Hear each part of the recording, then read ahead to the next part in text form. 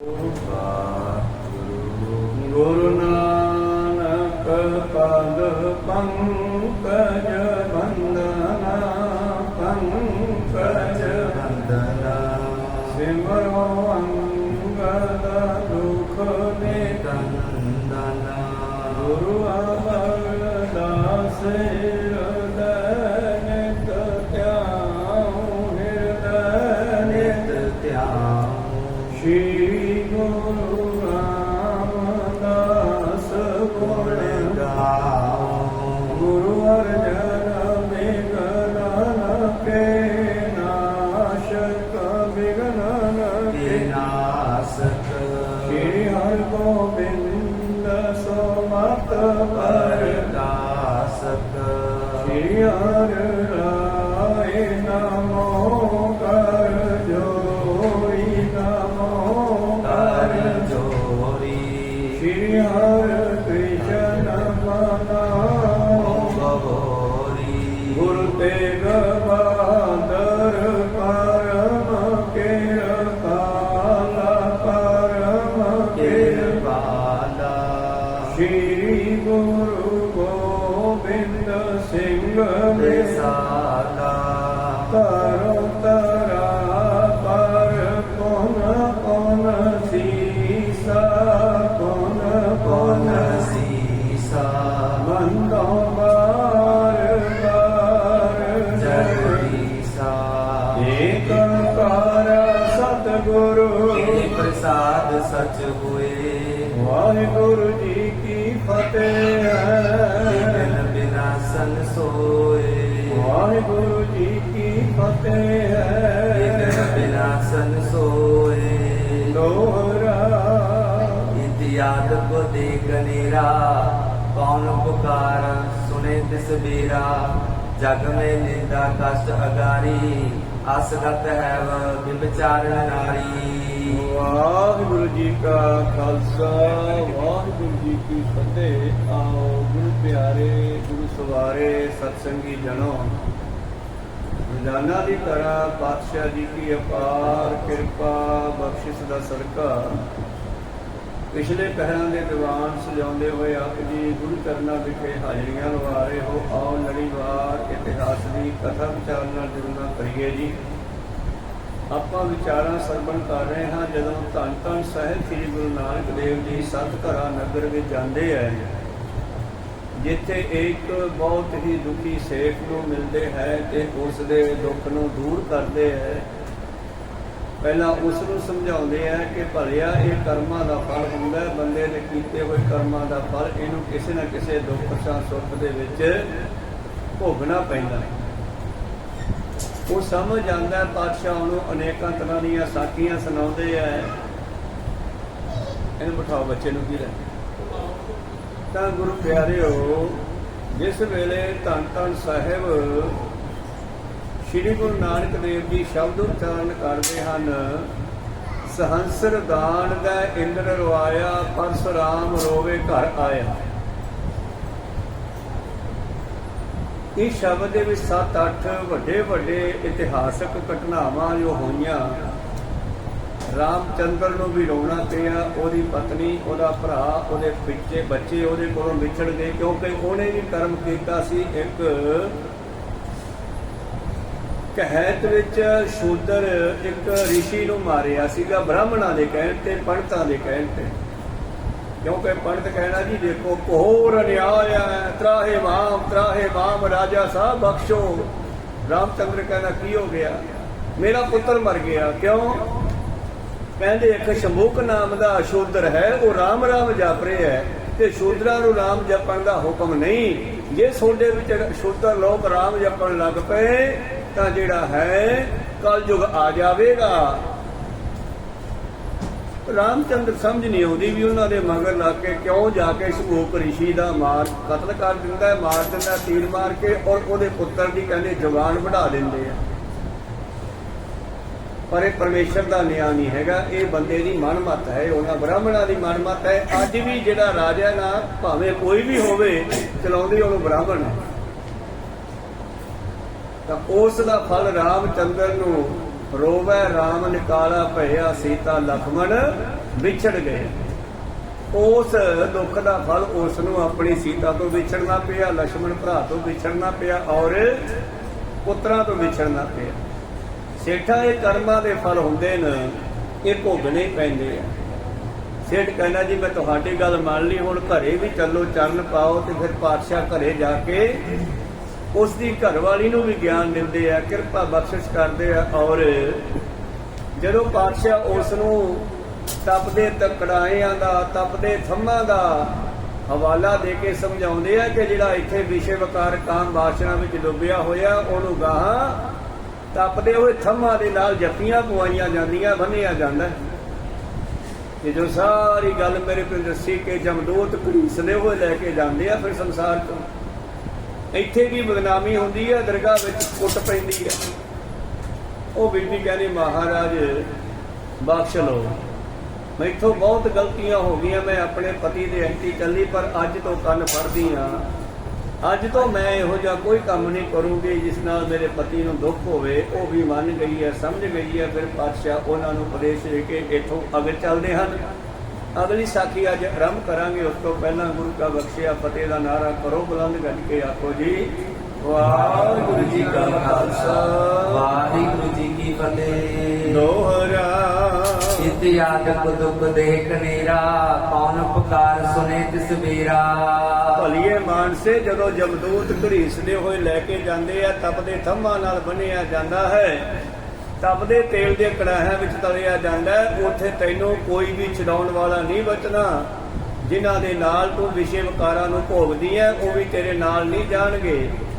ਇਸ ਕਰਕੇ ਇਸਤਰੀ ਨੂੰ ਪਤੀ ਵਰਤਾ ਹੋਣਾ ਚਾਹੀਦਾ। ਪਤੀ ਵਰਤਾ ਇਸਤਰੀ ਦੀ ਹਰ ਥਾਂ ਤੇ ਸਤਿਕਾਰ ਮਿਲਦਾ। ਤੇ ਜਿਹੜੀ ਤੇਰੇ ਵਰਗੀ ਵਿਸ਼ੇ ਵਿਕਾਰਾਂ ਦੇ ਵਿੱਚ ਪੈ ਕੇ ਬੇਸਵਾ ਬਿਰਤੀ ਧਾਰਨ ਕਰ ਲਵੇ, ਉਹਨੂੰ ਇੱਥੇ ਲਾਹਣਤਾਂ ਤੇ ਉੱਥੇ ਵੀ ਫਟਕਾਰਾਂ ਤੇ ਸਜ਼ਾਵਾਂ ਮਿਲਦੀਆਂ। ਕੰਨ ਫੜਦੇ ਉਸ ਬੀਬੀ ਨੇ ਕੀ ਕਹਿੰਦੀ ਹੈ, ਜਦੋਂ ਇਸ ਤਰ੍ਹਾਂ ਦਾ ਪਾਤਸ਼ਾਹ ਜੀ ਨੇ ਉਪਦੇਸ਼ ਦਿੱਤਾ ਹੈ ਤਾਂ ਕਹਿਣ ਲੱਗੀ, ਜਗ ਮੈਂ ਨਿੰਦਾ ਕਾ ਸਰਦਾਰੀ, ਅਸਗਤ ਹੈ ਵੇ ਵਿਚਾਰਨ ਨਾਰੀ। ਭਾਵੇਂ ਮਨੁੱਖ ਹੋਵੇ, ਇਹ ਕੇਵਲ ਇਸਤਰੀਆਂ ਵਾਸਤੇ ਨਹੀਂ, ਇਸਤਰੀਆਂ ਵੀ ਜੇ ਗਲਤ ਚੱਲਣਗੀਆਂ ਉਹਨਾਂ ਦੇ ਵਾਸਤੇ ਵੀ ਇਹ ਕਥਾ ਹੈ। ਮਨੁੱਖ ਗਲਤ ਚੱਲੇਗਾ ਉਹਨਾਂ ਦੇ ਵਾਸਤੇ ਵੀ ਇਹ ਕਥਾ ਹੈ। ਕਿਉਂਕਿ ਪਰਮੇਸ਼ਰ ਦਾ ਕੋਈ ਕਾਨੂੰਨ ਹੈ, ਸਿਸਟਮ ਹੈ। ਜਦੋਂ ਕੋਈ ਉਸ ਕਾਨੂੰਨ ਨੂੰ ਤੋੜਦਾ, ਸਿਸਟਮ ਨੂੰ ਖਰਾਬ ਕਰਦਾ, ਫਿਰ ਉਸ ਨੂੰ ਸਜ਼ਾ ਭੋਗਣੀ ਹੀ ਪੈਂਦੀ ਹੈ। ਤਾਂ ਪਰਮੇਸ਼ਰ ਦਾ ਇੱਕ ਕਾਨੂੰਨ ਹੈ, ਇੱਕ ਦੂਜੇ ਦੇ ਪ੍ਰਤੀ ਇਮਾਨਦਾਰੀ ਹੋਣਾ, ਪਤੀ ਵਰਤਾ ਹੋਣਾ, ਮਨੁੱਖ ਦੇ ਵਾਸਤੇ ਇਮਾਨਦਾਰ ਹੋਣਾ। ਪਾਤਸ਼ਾਹ ਕਹਿੰਦੇ ਨਹੀਂ ਤਾਂ ਫਿਰ ਇੱਥੇ ਨਿੰਦਾ ਹੁੰਦੀ ਹੈ ਤੇ ਦਰਗਾਹ ਦੇ ਵਿੱਚ ਸਜ਼ਾਵਾਂ ਮਿਲਦੀਆਂ ਹਨ।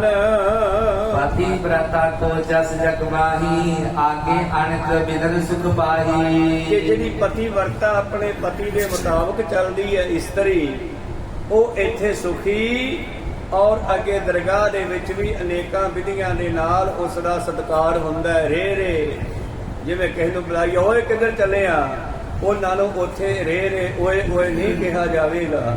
ਰੇ ਰੇ ਦਰਗਾਹ ਕਹੇ ਨਾ ਕਹੋ, ਆਓ ਬੈਠ ਆਦਰ ਸਭ ਦਿਓ।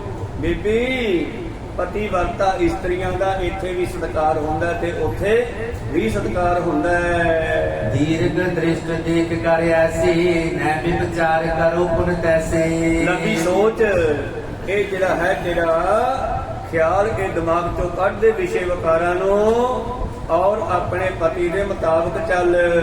ਸ਼ਾਹੋ ਤ੍ਰਿਆਸਨ ਕਰ ਬਚ ਗੁਰ ਕੀ, ਭਰੀ ਪਾਏ ਪਰਮ ਜਨ ਡਰ ਕੇ। ਧੰਨ ਗੁਰੂ ਨਾਨਕ ਦੇਵ ਜੀ ਦੀਆਂ ਇਹ ਵਿਚਾਰਾਂ ਸੁਣ ਕਰਕੇ ਕੁਝ ਪਾਤਸ਼ਾਹ ਆਪਣੀ ਅੰਦਰੂਨੀ ਬਖਸ਼ਿਸ਼ ਵੀ ਕਰ ਦਿੰਦੇ ਆ। ਬੰਦੇ ਦੀ ਮੱਤ ਬਦਲ ਜਾਂਦੀ ਹੈ, ਬੁੱਧ ਬਦਲੀ ਸਿੱਧ ਪਾਈ। ਤਾਂ ਕੀ ਕਹਿੰਦੀ ਹੈ, ਇਹ ਸੰਤੋ ਮੈਂ ਅਗ ਕਿਆ ਭਾਰੀ, ਬਖਸ਼ੋ ਆਈ ਸ਼ਰਨ ਤੁਮਾਰੀ। ਕਹਿੰਦੀ ਮਹਾਰਾਜ ਮਾਫ ਕਰ ਦਿਓ, ਬਖਸ਼ ਦਿਓ, ਮੈਂ ਬਹੁਤ ਵੱਡੇ ਪਾਪ ਕੀਤੇ ਹਨ। ਅੱਜ ਮੈਂ ਤੁਹਾਡੇ ਚਰਨ ਫੜਦੀ ਹਾਂ, ਮੈਨੂੰ ਬਖਸ਼ ਲਓ ਜੀ। ਗੁਰ ਕੇ ਪਾਛਲ ਬਖਸ਼ੇ ਸੋ, ਬਹੁਰ ਅਗਾਰੀ ਕਰੋ ਨ ਕੋ। ਬਾਬਾ ਜੀ ਕਹਿੰਦੇ ਇੱਕ ਵਾਅਦਾ ਕਰ, ਪਿਛਲੇ ਤਾਂ ਬਖਸ਼ੇ ਜਾਣਗੇ ਜੇ ਗਾਹਾਂ ਤੋਂ ਬੰਦ ਕਰੇਗੀ। ਜੇ ਤੂੰ ਪਿਛਲੇ ਕਹੇ ਬਖਸ਼ ਦਿਓ, ਗਾਹਾਂ ਫੇਰ ਐਵੇਂ ਕੰਮ ਚਾਲੂ ਰੱਖੇ, ਫੇਰ ਨਹੀਂ ਬਖਸ਼ੀ ਜਾਏਗੀ। ਕਬੀਰ ਸਾਹਿਬ ਜੀ ਕੀ ਕਹਿੰਦੇ ਹਨ, ਨਾਵਣ ਚੱਲੇ ਤੀਰਥੀ ਮਨ ਖੋਟੇ ਤਨ ਚੋਰ, ਇੱਕ ਭਾਉ ਲੱਥੀ ਨਾਤਿਆ ਦੋਏ ਕੋ ਚੜੀ ਸਹੋਰ। ਤੀਰਥਾਂ ਦੇ ਜਾ ਕੇ ਨਹਾਉਂਦੇ ਐ, ਮਹਾਰਾਜ ਇਹ ਗੰਗਾ ਦੇਵੀ ਪਿਛਲੇ ਪਾਪ ਮਾਫ ਕਰ ਦਿਓ, ਅਸੀਂ ਤੇਰਾ ਇਸ਼ਨਾਨ ਕਰਨ ਆਏ ਆ। ਔਰ ਘਰੇ ਆ ਕੇ ਫਿਰ ਉਹੀ ਕੰਮ ਸ਼ੁਰੂ। ਤੇ ਫਿਰ ਕੀ ਫਾਇਦਾ ਜਦੋਂ ਮਨ ਬਦਲਣਾ ਨਹੀਂ, ਤਨ ਨੂੰ ਬਦਲਣਾ ਨਹੀਂ, ਸੁਭਾਅ ਬਦਲਣਾ ਨਹੀਂ, ਤੇ ਫਿਰ ਤੀਰਥਾਂ ਦੇ ਜਾਣ ਦਾ ਵੀ ਕੋਈ ਫਾਇਦਾ ਨਹੀਂ ਹੋਣਾਗਾ। ਤੀਰਥ ਨਹਾਵਣ ਜਾਓ, ਤੀਰਥ ਨਾਮ ਹੈ। ਅਸਲੀ ਤੀਰਥ ਦਾ ਮਤਲਬ ਤਾਂ ਗਿਆਨ ਹੈ। ਤੀਰਥ ਭਾਵ ਕਿਨਾਰੇ ਤੇ ਹੋ ਕੇ ਬੈਠਣਾ, ਸੋਚਣਾ, ਪਰਮੇਸ਼ਰ ਦੇ ਨਾਮ ਨਾਲ ਜੁੜਨਾ। ਤੀਰ ਕਿਨਾਰਾ, ਰੱਥ ਸਰੀਰ, ਕਿਨਾਰੇ ਤੇ ਹੋ ਕੇ ਬੈਠਣਾ ਸਰੀਰ ਕਰਕੇ ਔਰ ਬੈਠ ਕੇ ਪਰਮੇਸ਼ਰ ਨਾਲ ਜੁੜਨਾ, ਇਹ ਹੈ ਤੀਰਥ।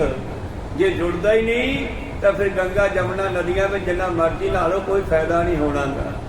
ਤੀਰਥ ਬਨ ਤੇ ਅਰਦਾਨ ਕਰ, ਮਨ ਮੈਂ ਧਰੈ ਗੁਮਾਨ, ਨਾਨਕ ਨੇ ਫਲ ਜਾਤ ਹੈ ਜੋ ਕੁੰਚਰ ਇਸ਼ਨਾਨ। ਮੇਰੇ ਪ੍ਰੀਤਮ ਜੀ ਕਹਿੰਦੇ ਪਾਤਰਾ ਇਸ ਕੇ ਰਹੋ ਅਨਸਾਰੀ, ਸਿਮਰੋ ਸਤਨਾਮ ਸੁਖਕਾਰੀ। ਅੱਜ ਤੋਂ ਬਾਅਦ ਆਪਣੇ ਪਤੀ ਦੇ ਹੁਕਮ ਅੰਦਰ ਚੱਲ, ਇਹ ਤੈਨੂੰ ਉਪਦੇਸ਼ ਦਿੰਦੇ ਆ, ਉਹਦਾ ਜਾਪ ਕਰਿਆ ਕਰ ਸਤਨਾਮ ਦਾ। ਆਸੁ ਉਪਦੇਸ਼ ਦੀਨ ਤਿਨ ਤਾਈ, ਕਰੀ ਬਤੀਤ ਰਹਿਣ ਜਗ ਸਾਈ। ਕਿਉਂ ਉਹਨਾਂ ਦੋਨਾਂ ਦੀ ਟੈਨਸ਼ਨ ਦੂਰ ਕਰ ਦਿੱਤੀ ਹੈ, ਦੋਨਾਂ ਨੂੰ ਆਤਮਿਕ ਸ਼ਾਂਤੀ ਆਈ ਹੈ, ਮਨੁੱਖ ਨੂੰ ਵੀ ਇਸਤਰੀ ਨੂੰ ਵੀ। ਔਰ ਇੱਥੇ ਰਾਤ ਕੱਟਦੇ ਆ ਮੇਰੇ ਪ੍ਰੀਤਮ, ਫਿਰ ਦੂਜੇ ਦਿਨ ਇੱਥੋਂ ਚਾਲੇ ਪਾਉਂਦੇ ਹਨ। ਦੰਪਤ ਕੇ ਉਰ ਦੇ ਕਰ ਸ਼ਾਂਤਾ, ਗਮਨ ਕੀਨ ਮਾਰਗ ਸੁਖ ਦਾਤਾ। ਦੰਪਤੀ ਮਤਲਬ ਪਤੀ ਪਤਨੀ ਦੋਨਾਂ ਨੂੰ ਸ਼ਾਂਤੀ ਦੇ ਕੇ ਪ੍ਰੀਤਮ ਜੀ ਚੱਲ ਪਏ ਹਨ। ਇੱਕ ਪੁਰਿਆ ਬਾਬਰ ਅਗਾਰੀ, ਜਾਏ ਪਹੁੰਚੇ ਤਾਈ ਮਜਾਰੀ। ਇੱਥੋਂ ਅੱਗੇ ਚੱਲਦੇ ਹਨ, ਇੱਕ ਨਗਰ ਹੋਰ ਆਉਂਦਾ ਹੈ, ਉਸ ਨਗਰ ਦੇ ਵਿੱਚ ਪ੍ਰਵੇਸ਼ ਕਰਦੇ ਹਨ। ਰਹਿਣ ਰਹਿਣ ਹਿਤ ਖੋਜਤ ਥਾਏ, ਜਿਨ ਕੀਨੇ ਬ੍ਰਹਮੰਡ ਬਣਾਏ। ਔਰ ਬ੍ਰਹਮੰਡਾਂ ਦਾ ਮਾਲਕ ਪਿੰਡ ਵਾਲਿਆਂ ਨੂੰ ਪੁੱਛਦਾ, ਅਸੀਂ ਇੱਥੇ ਰਾਤ ਕੱਟ ਲਈਏ? ਉਹ ਸ੍ਰਿਸ਼ਟੀ ਦਾ ਮਾਲਕ ਹੈ। ਜਿੱਥੇ ਫਿਰਨੀ ਤੇ ਕਿਤੇ ਘਰ ਦੇ ਨੇੜੇ ਤੇੜੇ ਕਿਸੇ ਨਗਰ ਦੇ ਆਸੇ ਪਾਸੇ ਪਾਤਸ਼ਾਹ ਬੈਠਦੇ ਹਨ। ਤਾਹਾਂ ਬਸੇਰਾ ਦੇਤ ਨ ਕੋਹੂ, ਬੈਠੇ ਜਹਾਂ ਉਠਾਵੇ ਸੋ। ਜਿੱਥੇ ਬੈਠਦੇ ਹਨ ਪਿੰਡ ਵਾਲੇ ਕਹਿੰਦੇ ਆ, ਬਾਬਾ ਗਾਹ ਜਾ, ਤੁਸੀਂ ਪਤਾ ਨਹੀਂ ਕਿੱਥੋਂ ਆਏ ਹੋ, ਪਤਾ ਨਹੀਂ ਚੋਰ ਹੋ ਕੇ ਠਾਕੋ। ਦੁਨੀਆ ਹੀ ਪੁੱਠਾ ਹੀ ਬੋਲਦੀ ਸੀ ਬਾਬਾ ਜੀ ਹੋਰਾਂ ਨੂੰ, ਇਹ ਸਾਡੇ ਪਿੰਡ 'ਚ ਨਹੀਂ ਰੁਕਣਾ, ਗਾਹ ਜਾ ਹੋ। ਪਿੰਡ ਦੀ ਫਿਰਨੀ ਤੇ ਦੂਜੇ ਪਾਸੇ ਜਾਂਦੇ ਆ, ਉਧਰੋਂ ਕੋਈ ਹੋਰ ਠਾ ਦਿੰਦਾ ਹੈ, ਤੀਜੇ ਪਾਸੇ ਜਾਂਦੇ ਆ ਕੋਈ ਹੋਰ ਕਹਿੰਦਾ, ਬਾਬਾ ਤੂੰ ਕੌਣ ਹੈ, ਕਿੱਥੋਂ ਆਇਆ, ਸਾਡੇ ਪਿੰਡ 'ਚ ਰੁਕਣਾ, ਜਾਓ ਗਾਹਾਂ ਜਾਓ। ਮਰਦਾਨਿਆ ਚੱਲ ਭਾਈ, ਇੱਥੇ ਨਹੀਂ ਰੁਕਦੇ।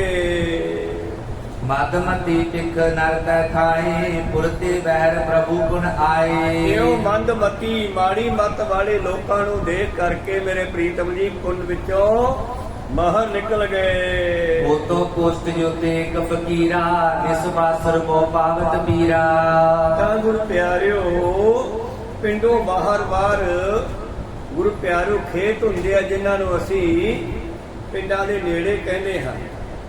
ਔਰ ਉਸ ਖੇਤਾਂ ਦੇ ਵੱਲ ਚਲੇ ਗਏ। ਖੇਤਾਂ ਵਿੱਚ ਇੱਕ ਝੌਂਪੜੀ ਦਿਖਾਈ ਦਿੱਤੀ ਆ। ਦੇਖਦੇ ਆਨੰਦ ਕਰਨਾ ਆਈ, ਝੁੱਗੀ ਡਿੱਗ ਬੈਠੀ ਜਗ ਸਾਈ। ਉਹ ਝੌਂਪੜੀ ਦੇ ਕੋਲ ਚਲੇ ਗਏ।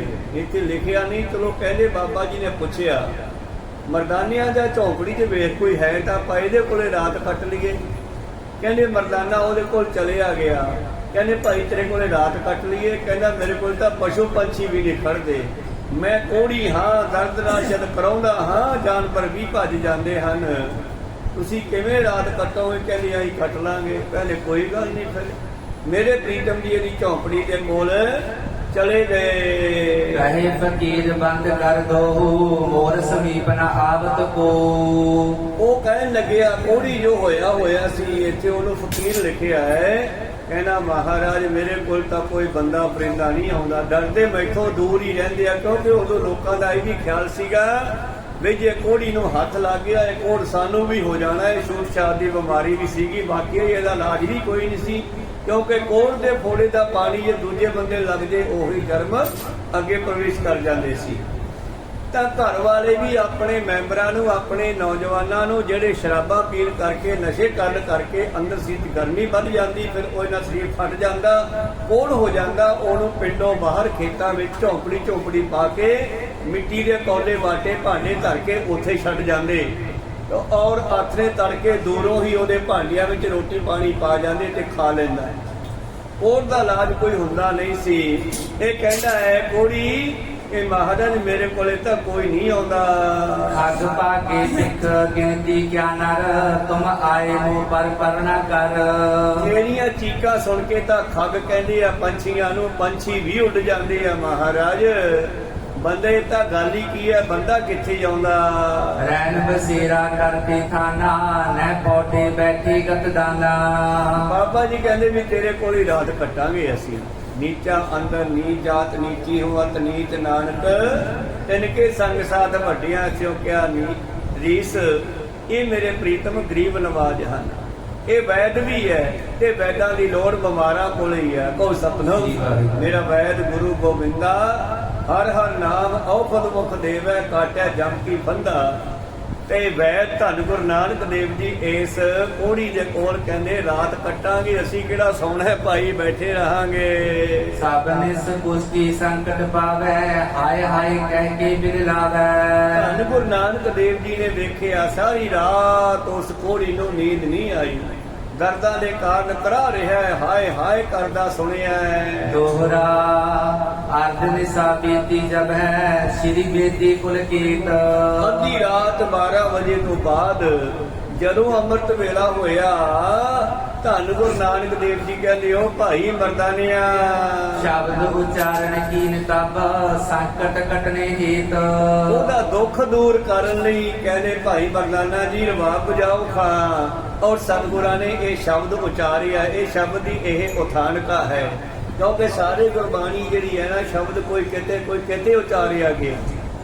ਔਰ ਸਾਰੀ ਉਚਾਰਨ ਕੀਤੀ ਹੋਈ ਬਾਣੀ ਅਲੱਗ-ਅਲੱਗ ਬਹੀਆਂ ਦੇ ਵਿੱਚ, ਕਿਤਾਬਾਂ ਦੇ ਵਿੱਚ, ਡਾਇਰੀਆਂ ਵਿੱਚ, ਕਾਪੀਆਂ ਵਿੱਚ ਇਕੱਠੀ ਹੋ ਕੇ ਸਾਰੀ ਉਹੀ ਬਾਣੀ 4 ਭਾਗਾਂ ਦੇ ਵਿੱਚ ਬਾਬਾ ਮੋਹਨ ਜੀ ਕੋਲ ਪਹੁੰਚ ਗਈ।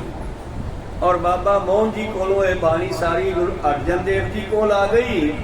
ਔਰ ਫਿਰ ਉਹਨਾਂ ਨੇ ਸਾਰੀ ਬਾਣੀ ਨੂੰ ਤਰਤੀਬਵਾਰ ਕੀਤਾ। ਜਿਵੇਂ ਬੰਜਾਰਿਆਂ ਦਾ ਸ਼ਬਦ ਹੈ, ਬੰਜਾਰਿਆਂ ਦੇ ਦੇਸ਼ ਗਏ, ਬਾਬੇ ਨਾਨਕ ਨੇ ਇੱਕ ਰਹਿਣ ਕੇ ਬੰਜਾਰਿਆ ਮਿੱਤਰਾ ਸ਼ਬਦ ਗਾਇਆ। ਫਿਰ ਉਸੇ ਤਰਜ ਤੇ ਇੱਕ ਸ਼ਬਦ ਪੰਜਵੇਂ ਪਾਤਸ਼ਾਹ, ਤੀਜੇ ਪਾਤਸ਼ਾਹ ਜੀ ਦੇ ਵੀ ਬਣਿਆ ਸ਼ਬਦ। ਇਸ ਪਾਤਸ਼ਾਹ ਜੀ ਨੇ ਸਾਰੀ ਬਾਣੀ ਨੂੰ ਤਰਤੀਬ ਦੇ ਕੇ ਥਾਂ ਪਰ ਥਾਂ ਲਿਖ ਦਿੱਤਾ। ਤਾਂ ਇਹ ਜਿਹੜਾ ਸ਼ਬਦ ਹੈ ਇਹਦੀ ਉਠਾਨਕਾ ਇਹ ਸਾਖੀ ਹੈ। ਤਾਂ ਜਦ ਮੇਰੇ ਗੁਰੂ ਪਾਤਸ਼ਾਹ ਜੀ ਕਹਿੰਦੇ ਹਨ ਅੰਮ੍ਰਿਤ ਵੇਲੇ ਮਰਦਾਨਿਆ ਰਬਾਬ ਬਜਾ ਭਾਈ ਸਿਫਤ ਕਰੀਏ। ਧਨਾਸਰੀ ਮਹੱਲਾ ਪਹਿਲਾ। ਰਾਗ ਧਨਾਸਰੀ ਦੇ ਵਿੱਚ ਪਹਿਲੇ ਪਾਤਸ਼ਾਹ ਧੰਨ ਗੁਰੂ ਨਾਨਕ ਦੇਵ ਜੀ ਦਾ ਬਚਨ ਹੈ ਜੀ। ਜਿਉ ਤਪਤ ਹੈ ਬਾਰੋ ਬਾਰ ਤਪ ਤਪ ਖਪੇ ਬਹੁਤ ਬੇਕਾਰ। ਹਾਂ, ਇਹ ਮੇਰਾ ਜਿਹੜਾ ਜੀਉ ਭਾਵ ਆਤਮਾ ਹੈ ਉਹ ਤਪਦੀ ਹੈ, ਦੁਖੀ ਹੈ। ਚਿੰਤਾ ਦੇ ਨਾਲ ਤਾਪ ਵੀ ਚੜ ਜਾਂਦਾ ਸਰੀਰ ਨੂੰ ਤੇ ਅੰਦਰੋਂ ਵੀ ਚਿੰਤਾ ਇਹ ਵੀ ਤਪਾਉਂਦੀ ਹੈ। ਪਾਤਸ਼ਾਹ ਜੀ ਦਾ ਬਚਨ ਹੈ ਨਾ ਕਿ ਕੋਇਲੇ ਪਾਪ ਪੜੇ ਤਿਸ ਉੱਪਰ ਮਨ ਚਲੇ ਜਲਿਆ ਸੰਨੀ ਚਿੰਤ ਪਈ।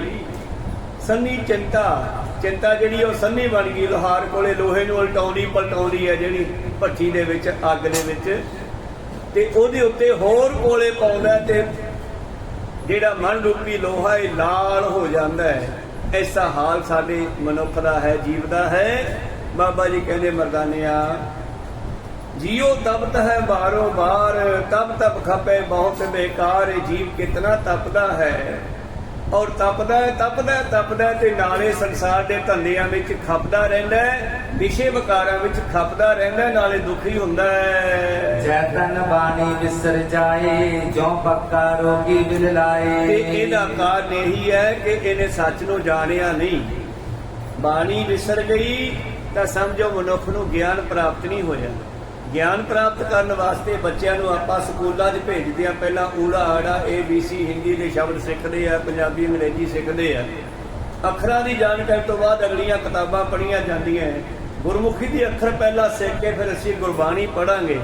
ਤੇ ਬਹੁਤੇ ਬੱਚੇ ਤਾਂ ਕਹਿੰਦੇ ਬਈ ਅਸੀਂ ਤਾਂ ਅੰਗਰੇਜ਼ੀ ਪੜ੍ਹਾਉਣੀ ਆ, ਅੰਗਰੇਜ਼ੀ ਦਾ ਜੋਗਾ ਨਹੀਂ। ਗੁਰਬਾਣੀ ਬਿਨਾਂ ਔਰ ਪੰਜਾਬੀ ਬਿਨਾਂ ਸਰਨਾ ਨਹੀਂ ਸਾਨੂੰ। ਅੱਜ ਗੋਰੇ ਲੋਕ, ਅੰਗਰੇਜ਼ ਲੋਕ ਜਿਹੜੇ ਅੰਗਰੇਜ਼ੀ 'ਚ ਬਹੁਤ ਮਾਹਰ ਹੈ, ਉਹ ਗੁਰਮੁਖੀ ਸਿੱਖ ਕੇ ਗੁਰਬਾਣੀ ਨੂੰ ਪੜ੍ਹ ਰਹੇ ਆ। ਬਹੁਤ ਸਾਰੇ ਗੁਰਬਾਣੀ ਤੇ ਗੁਰੂ ਪਿਆਰਿਓ ਅਨੇਕਾਂ ਤਰ੍ਹਾਂ ਦੀ ਸਰਚ ਵੀ ਕਰਦੇ ਆ, ਖੋਜਾਂ ਵੀ ਕਰਦੇ ਆ ਬਾਣੀ ਨੂੰ ਪੜ੍ਹ ਕੇ। ਨਾਸਾ ਦੇ ਵਿਗਿਆਨੀ ਆ ਜਿਹੜੇ, ਉਹਨਾਂ ਨੇ ਵੀ ਗ੍ਰੰਥ ਸਾਹਿਬ ਦੀ ਬਾਣੀ ਦਾ ਸਹਾਰਾ ਲੈ ਕੇ ਬਹੁਤ ਸਾਰੀਆਂ ਖੋਜਾਂ ਕੀਤੀਆਂ ਹੋਈਆਂ, ਤੇ ਅਸੀਂ ਬਾਣੀ ਤੋਂ ਦੂਰ ਜਾ ਰਹੇ ਹਾਂ। ਬੱਚਿਆਂ ਨੂੰ ਨਾ ਤਾਂ ਸਿੱਧਾ ਇੱਕ ਦਾ ਏਕਾ, ਦੋ ਦਾ ਦੂਆ ਕਹਿਣਾ ਆਉਂਦਾ ਹੈ, 1 ਦਾ 2 3 4 5 ਇਹ ਤਾਂ ਆਉਂਦੇ ਹੀ ਆ ਉਹਨਾਂ ਨੂੰ, ਪਰ ਏਕਾ ਦੂਆ ਨਹੀਂ ਆਉਂਦਾ। ਜੇ ਉਹਨੂੰ ਕਹਿੰਦੀ ਵੀ 8 ਕਿੰਨੇ ਆਏ ਤਾਂ ਪਤਾ ਨਹੀਂ, 8 ਕਹਿ ਦੋ ਸਮਝ ਆ ਜਾਂਦੀ ਆ। ਜੇ ਪੰਜਾਬੀ ਦੀ ਗੱਲ ਕਰੀਏ ਤੇ ਉਹਨਾਂ ਨੂੰ ਜਪਜੀ ਸਾਹਿਬ ਨਹੀਂ ਪੜ੍ਹਨਾ ਆਉਂਦਾ ਗਾ ਗੁਰੂ ਪਿਆਰਿਓ, ਜਿਹੜਾ ਬੜਾ ਜ਼ਰੂਰੀ ਆ। ਤਾਂ ਕਿਉਂ ਬੰਦਾ ਦੁਖੀ ਹੈ? ਕਿਉਂਕਿ ਬਾਣੀ ਵਿਸਰ ਗਈ ਹੈ, ਤੇ ਬਾਣੀ ਤਾਂ ਪੜ੍ਹੀ ਜਾਊਗੀ ਜੇ ਅੱਖਰਾਂ ਦਾ ਪਛਾਣ ਹੋਵੇਗੀ, ਤੇ ਪੰਜਾਬੀ ਪੜ੍ਹਨੀ ਬੜੀ ਜ਼ਰੂਰੀ ਹੈ। ਪੁਰਾਣੇ ਸਮਿਆਂ ਦੇ ਵਿੱਚ ਗੁਰੂ ਪਿਆਰੋ ਜਦੋਂ ਇਹ ਸਕੂਲ ਨਹੀਂ ਸੀ ਹੁੰਦੇ, ਗੁਰਦੁਆਰਿਆਂ ਦੇ ਵਿੱਚ ਹੀ ਪੜ੍ਹਾਇਆ ਜਾਂਦਾ ਸੀ। ਬੰਦਾ ਪੰਜਾਬੀ ਸਿੱਖ ਜਾਂਦਾ, ਊੜਾ ਆੜਾ ਸਿੱਖ ਜਾਂਦਾ, ਏਕਾ ਦੂਆ ਸਿੱਖ ਜਾਂਦਾ, ਕੁਝ ਪਹਾੜੇ ਸਿੱਖ ਜਾਂਦਾ 10 12 ਤੱਕ। ਤਾਂ ਕਹਿੰਦੇ ਸੀ ਬਹੁਤ ਪੜ੍ਹਾਈ ਹੈ, ਬਸ ਆਪਦੇ ਜੋਗਾ ਹੋ ਗਿਆ। ਕੋ ਸਤਨਾਮ। ਅੱਜ ਪੜ੍ਹਾਈਆਂ ਬੜੀਆਂ ਲੰਮੀਆਂ ਚੌੜੀਆਂ ਹੋ ਗਈਆਂ ਗੁਰੂ ਪਿਆਰਿਓ। ਉਦੋਂ ਜਦੋਂ ਬਾਬਾ ਜੀ ਗ੍ਰੰਥੀ ਜੀ ਬੱਚਿਆਂ ਨੂੰ ਪੜ੍ਹਾਉਂਦੇ ਸੀ, ਇਹ ਪਿਰਤ ਗੁਰੂ ਅੰਗਦ ਦੇਵ ਜੀ ਨੇ ਪਾਈ ਸੀ। ਸਕੂਲ ਦੇ ਵਿੱਚ ਸਿੱਖਾਂ ਦੇ ਬੱਚਿਆਂ ਨੂੰ ਗੁਰੂ ਅੰਗਦ ਦੇਵ ਜੀ 35 ਊੜਾ ਆੜਾ ਬੈਠ ਕੇ ਵਿੱਚ ਪੜ੍ਹਾਇਆ ਕਰਦੇ, ਮਸਤ ਰਹਿੰਦੇ ਬੱਚਿਆਂ ਦੇ ਨਾਲ। ਤਾਂ ਬੱਚਿਆਂ ਨੂੰ ਜਦੋਂ ਇਹ ਪਹਿਲਾਂ ਅੱਖਰ ਜੋੜਨੇ ਮੁਹਾਰਨੀ ਸਿਖਾਈ ਜਾਂਦੀ, ਅੱਖਰ ਜੋੜਨੇ 2 4 5 ਦੇ ਸ਼ਬਦ ਜੋੜੇ ਜਾਂਦੇ, ਫਿਰ ਉਹਨਾਂ ਦੀ ਸਮਾਂ ਆਉਂਦਾ ਲਗਾਤਾਰ ਬਾਣੀ ਆਪਣਾ ਪੰਜਾਬੀ ਪੜ੍ਹਨ ਦਾ। ਤੇ ਪੰਜਾਬੀ ਦੇ ਵਾਸਤੇ ਕੋਈ ਪੰਜਾਬੀ ਦੀ ਕਿਤਾਬ ਨਹੀਂ ਚੱਕੀ ਜਾਂਦੀ ਸੀ, ਤਾਂ ਇਹ ਬਾਣੀ ਦੇ ਜਪਜੀ ਸਾਹਿਬ ਤੋਂ ਸ਼ੁਰੂ ਕੀਤਾ ਜਾਂਦਾ ਸੀ। ਕੋ ਸਤਨਾਮ। ਜਪਜੀ ਸਾਹਿਬ ਹੀ ਉਹਨਾਂ ਨੂੰ ਰਟਾਇਆ ਜਾਂਦਾ, ਨਾਲੇ ਉਹਨਾਂ ਦੇ ਬਾਣੀ ਯਾਦ ਹੋ ਜਾਂਦੀ, ਨਾਲੇ ਉਹਨਾਂ ਨੂੰ ਗੁਰਮੁਖੀ ਆ ਜਾਂਦੀ, ਪੰਜਾਬੀ ਆ ਜਾਂਦੀ। ਕਿੰਨਾ ਵਧੀਆ ਕੰਮ ਸੀਗਾ। ਪਰ ਅਜੀ ਅੰਗਰੇਜ਼ੀ ਦੇ ਪਿੱਛੇ ਪਏ ਹੋਏ ਆ ਜਿੰਨਾ, ਬਹੁਤ ਜ਼ਿਆਦਾ ਪੰਜਾਬੀ ਵਾਲੇ ਪਾਸੇ ਉਹਨਾਂ ਨਹੀਂ ਪਏ ਹੋਏ। ਪੰਜਾਬੀ ਸਾਡੀ ਮਾਤ ਭਾਸ਼ਾ ਹੈ, ਇਸ ਕਰਕੇ ਬਾਣੀ ਕਿਉਂ ਵਿਸਰ ਗਈ? ਕਿਉਂਕਿ ਬਾਣੀ ਦਾ ਮੂਲ ਗੁਰਮੁਖੀ ਨੂੰ ਸਿੱਖਿਆ ਨਹੀਂ।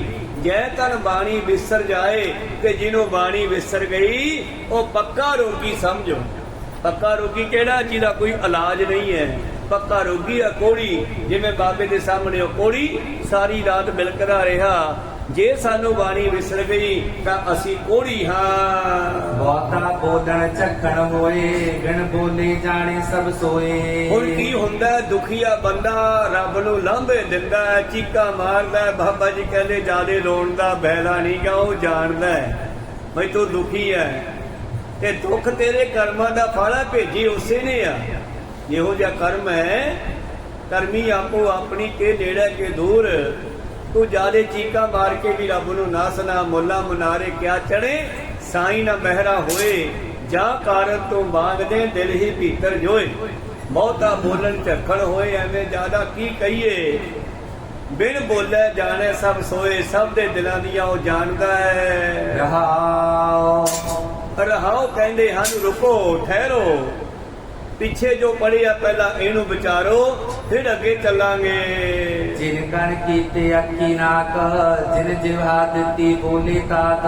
ਸੁਣੋ, ਤੁਸੀਂ ਜਿਹਨੂੰ ਵਿਸਾਰ ਦਿੱਤਾ ਨਾ, ਆ ਚਿੰਨੀਆਂ ਤੁਹਾਡੇ ਕੋਲੇ ਦਾਤਾ ਉਹਦੀਆਂ ਦਿੱਤੀਆਂ ਹੋਈਆਂ। ਆ ਸੁੰਦਰ ਬਾਡੀ ਉਹਨੇ ਦਿੱਤੀ ਆ, ਸੋਹਣੇ ਕੰਨ ਸੁਣਨ ਵਾਸਤੇ ਲਾਏ ਆ, ਅੱਖਾਂ ਦੇਖਣ ਲਈ ਲਾਈਆਂ, ਜੀਭਾ ਜਿਹੜੀ ਆ ਬੋਲਣ ਲਈ ਲਾਈ। ਤਾਂ ਜਿਨ ਜਿਹਵਾ ਦਿੱਤੀ ਬੋਲੇ ਤਾਤ।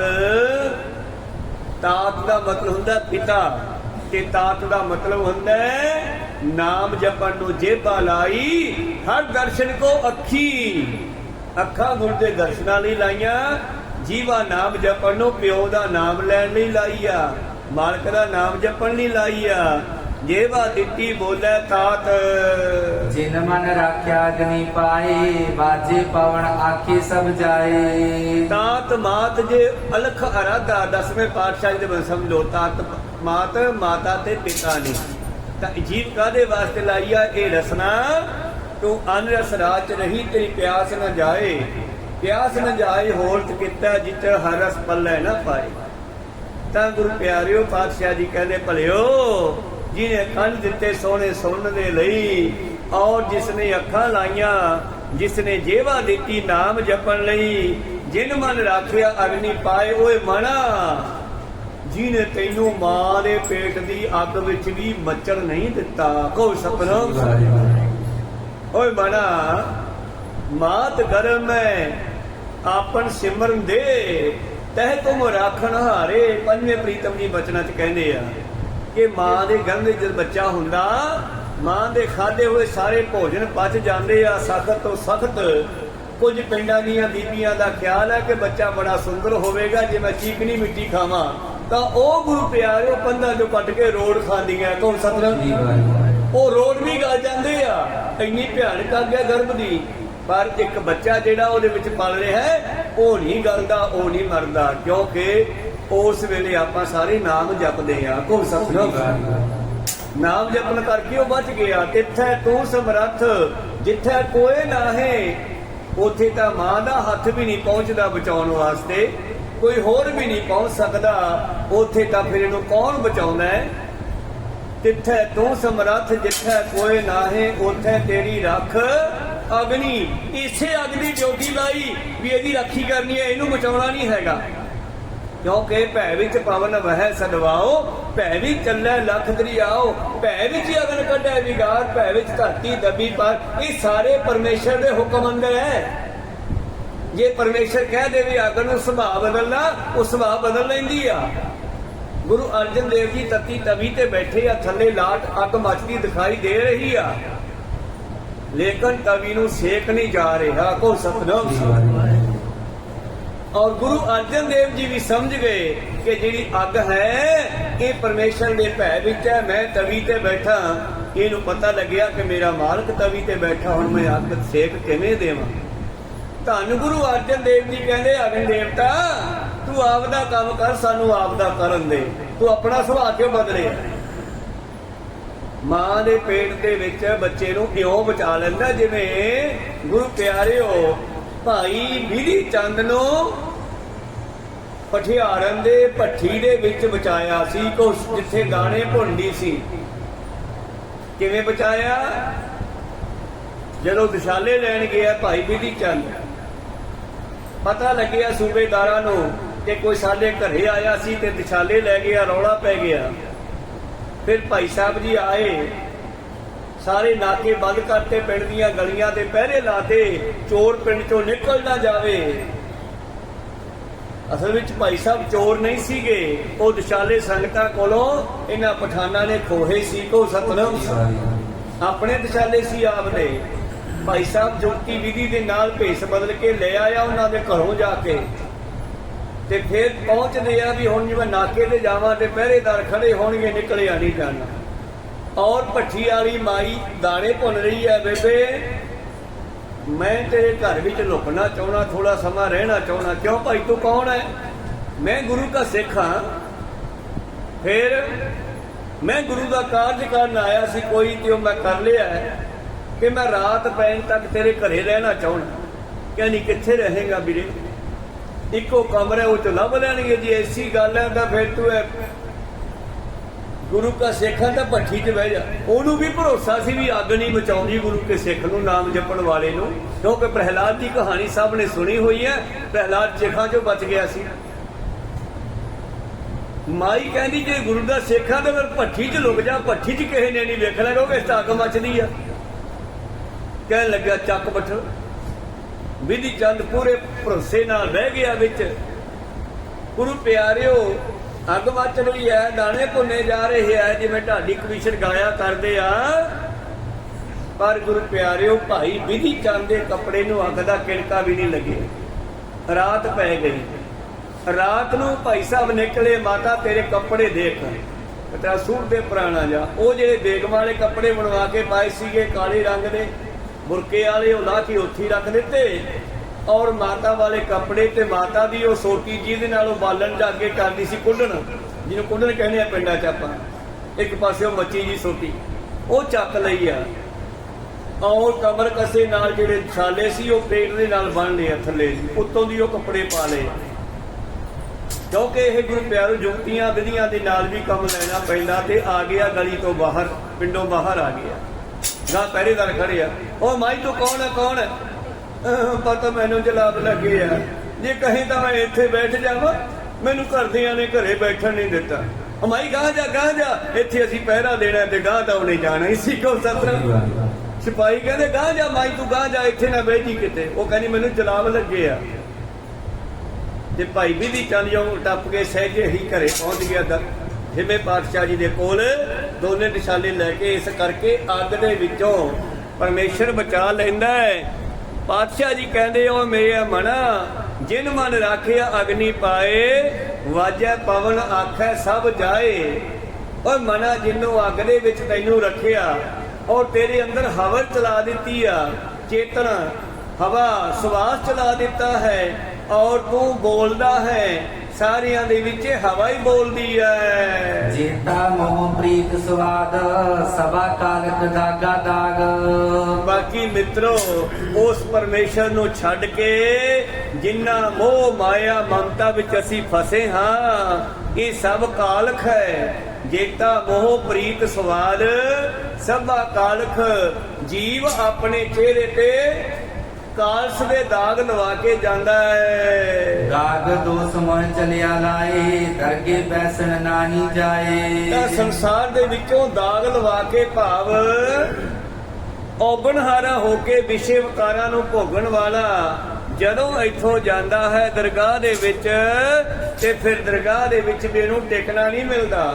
ਜਾਂ ਤਾਂ ਟੇਢੀਆਂ ਜੂਨਾਂ ਵਿੱਚ ਪਾ ਦਿੱਤਾ ਜਾਂਦਾ ਹੈ ਤੇ ਜਾਂ ਫਿਰ ਸਜ਼ਾ ਦਿੱਤੀ ਜਾਂਦੀ ਹੈ। ਕਰਮ ਮਿਲਿਆ ਆਖਣ ਤੇਰਾ ਨਾਓ, ਜਿਤ ਲਗ ਤਰਨਾ ਹੋਰ ਨਹੀਂ ਖਾਓ। ਹਾਂ, ਉਹਨੇ ਜਿਹੋ ਜੇ ਕਰਮ ਕੀਤੀ ਉਹਨੂੰ ਆਪਣੇ ਕਰਮਾਂ ਦਾ ਫਲ ਭੋਗਣਾ ਪੈਂਦਾ ਹੈ। ਜੇ ਵੱਡੀ ਕਿਰਪਾ ਨਾਲ ਕਰਮ ਮਿਲੇ, ਬਖਸ਼ਿਸ਼ ਹੋ ਜਾਵੇ ਗੁਰੂ ਦੀ, ਤਾਂ ਹੀ ਜੀਵ ਦੇ ਨਾਲ ਵਾਹਿਗੁਰੂ ਕਿਹਾ ਜਾ ਸਕਦਾ। ਵਰਨਾ ਬੰਦਾ ਜੇਤੀ ਫੜ ਲੈਂਦੇ ਕਈ ਵਾਰੀ ਮੈਂ ਰਾਮ ਕਹਿਣਾ ਹੀ ਨਹੀਂਗਾ।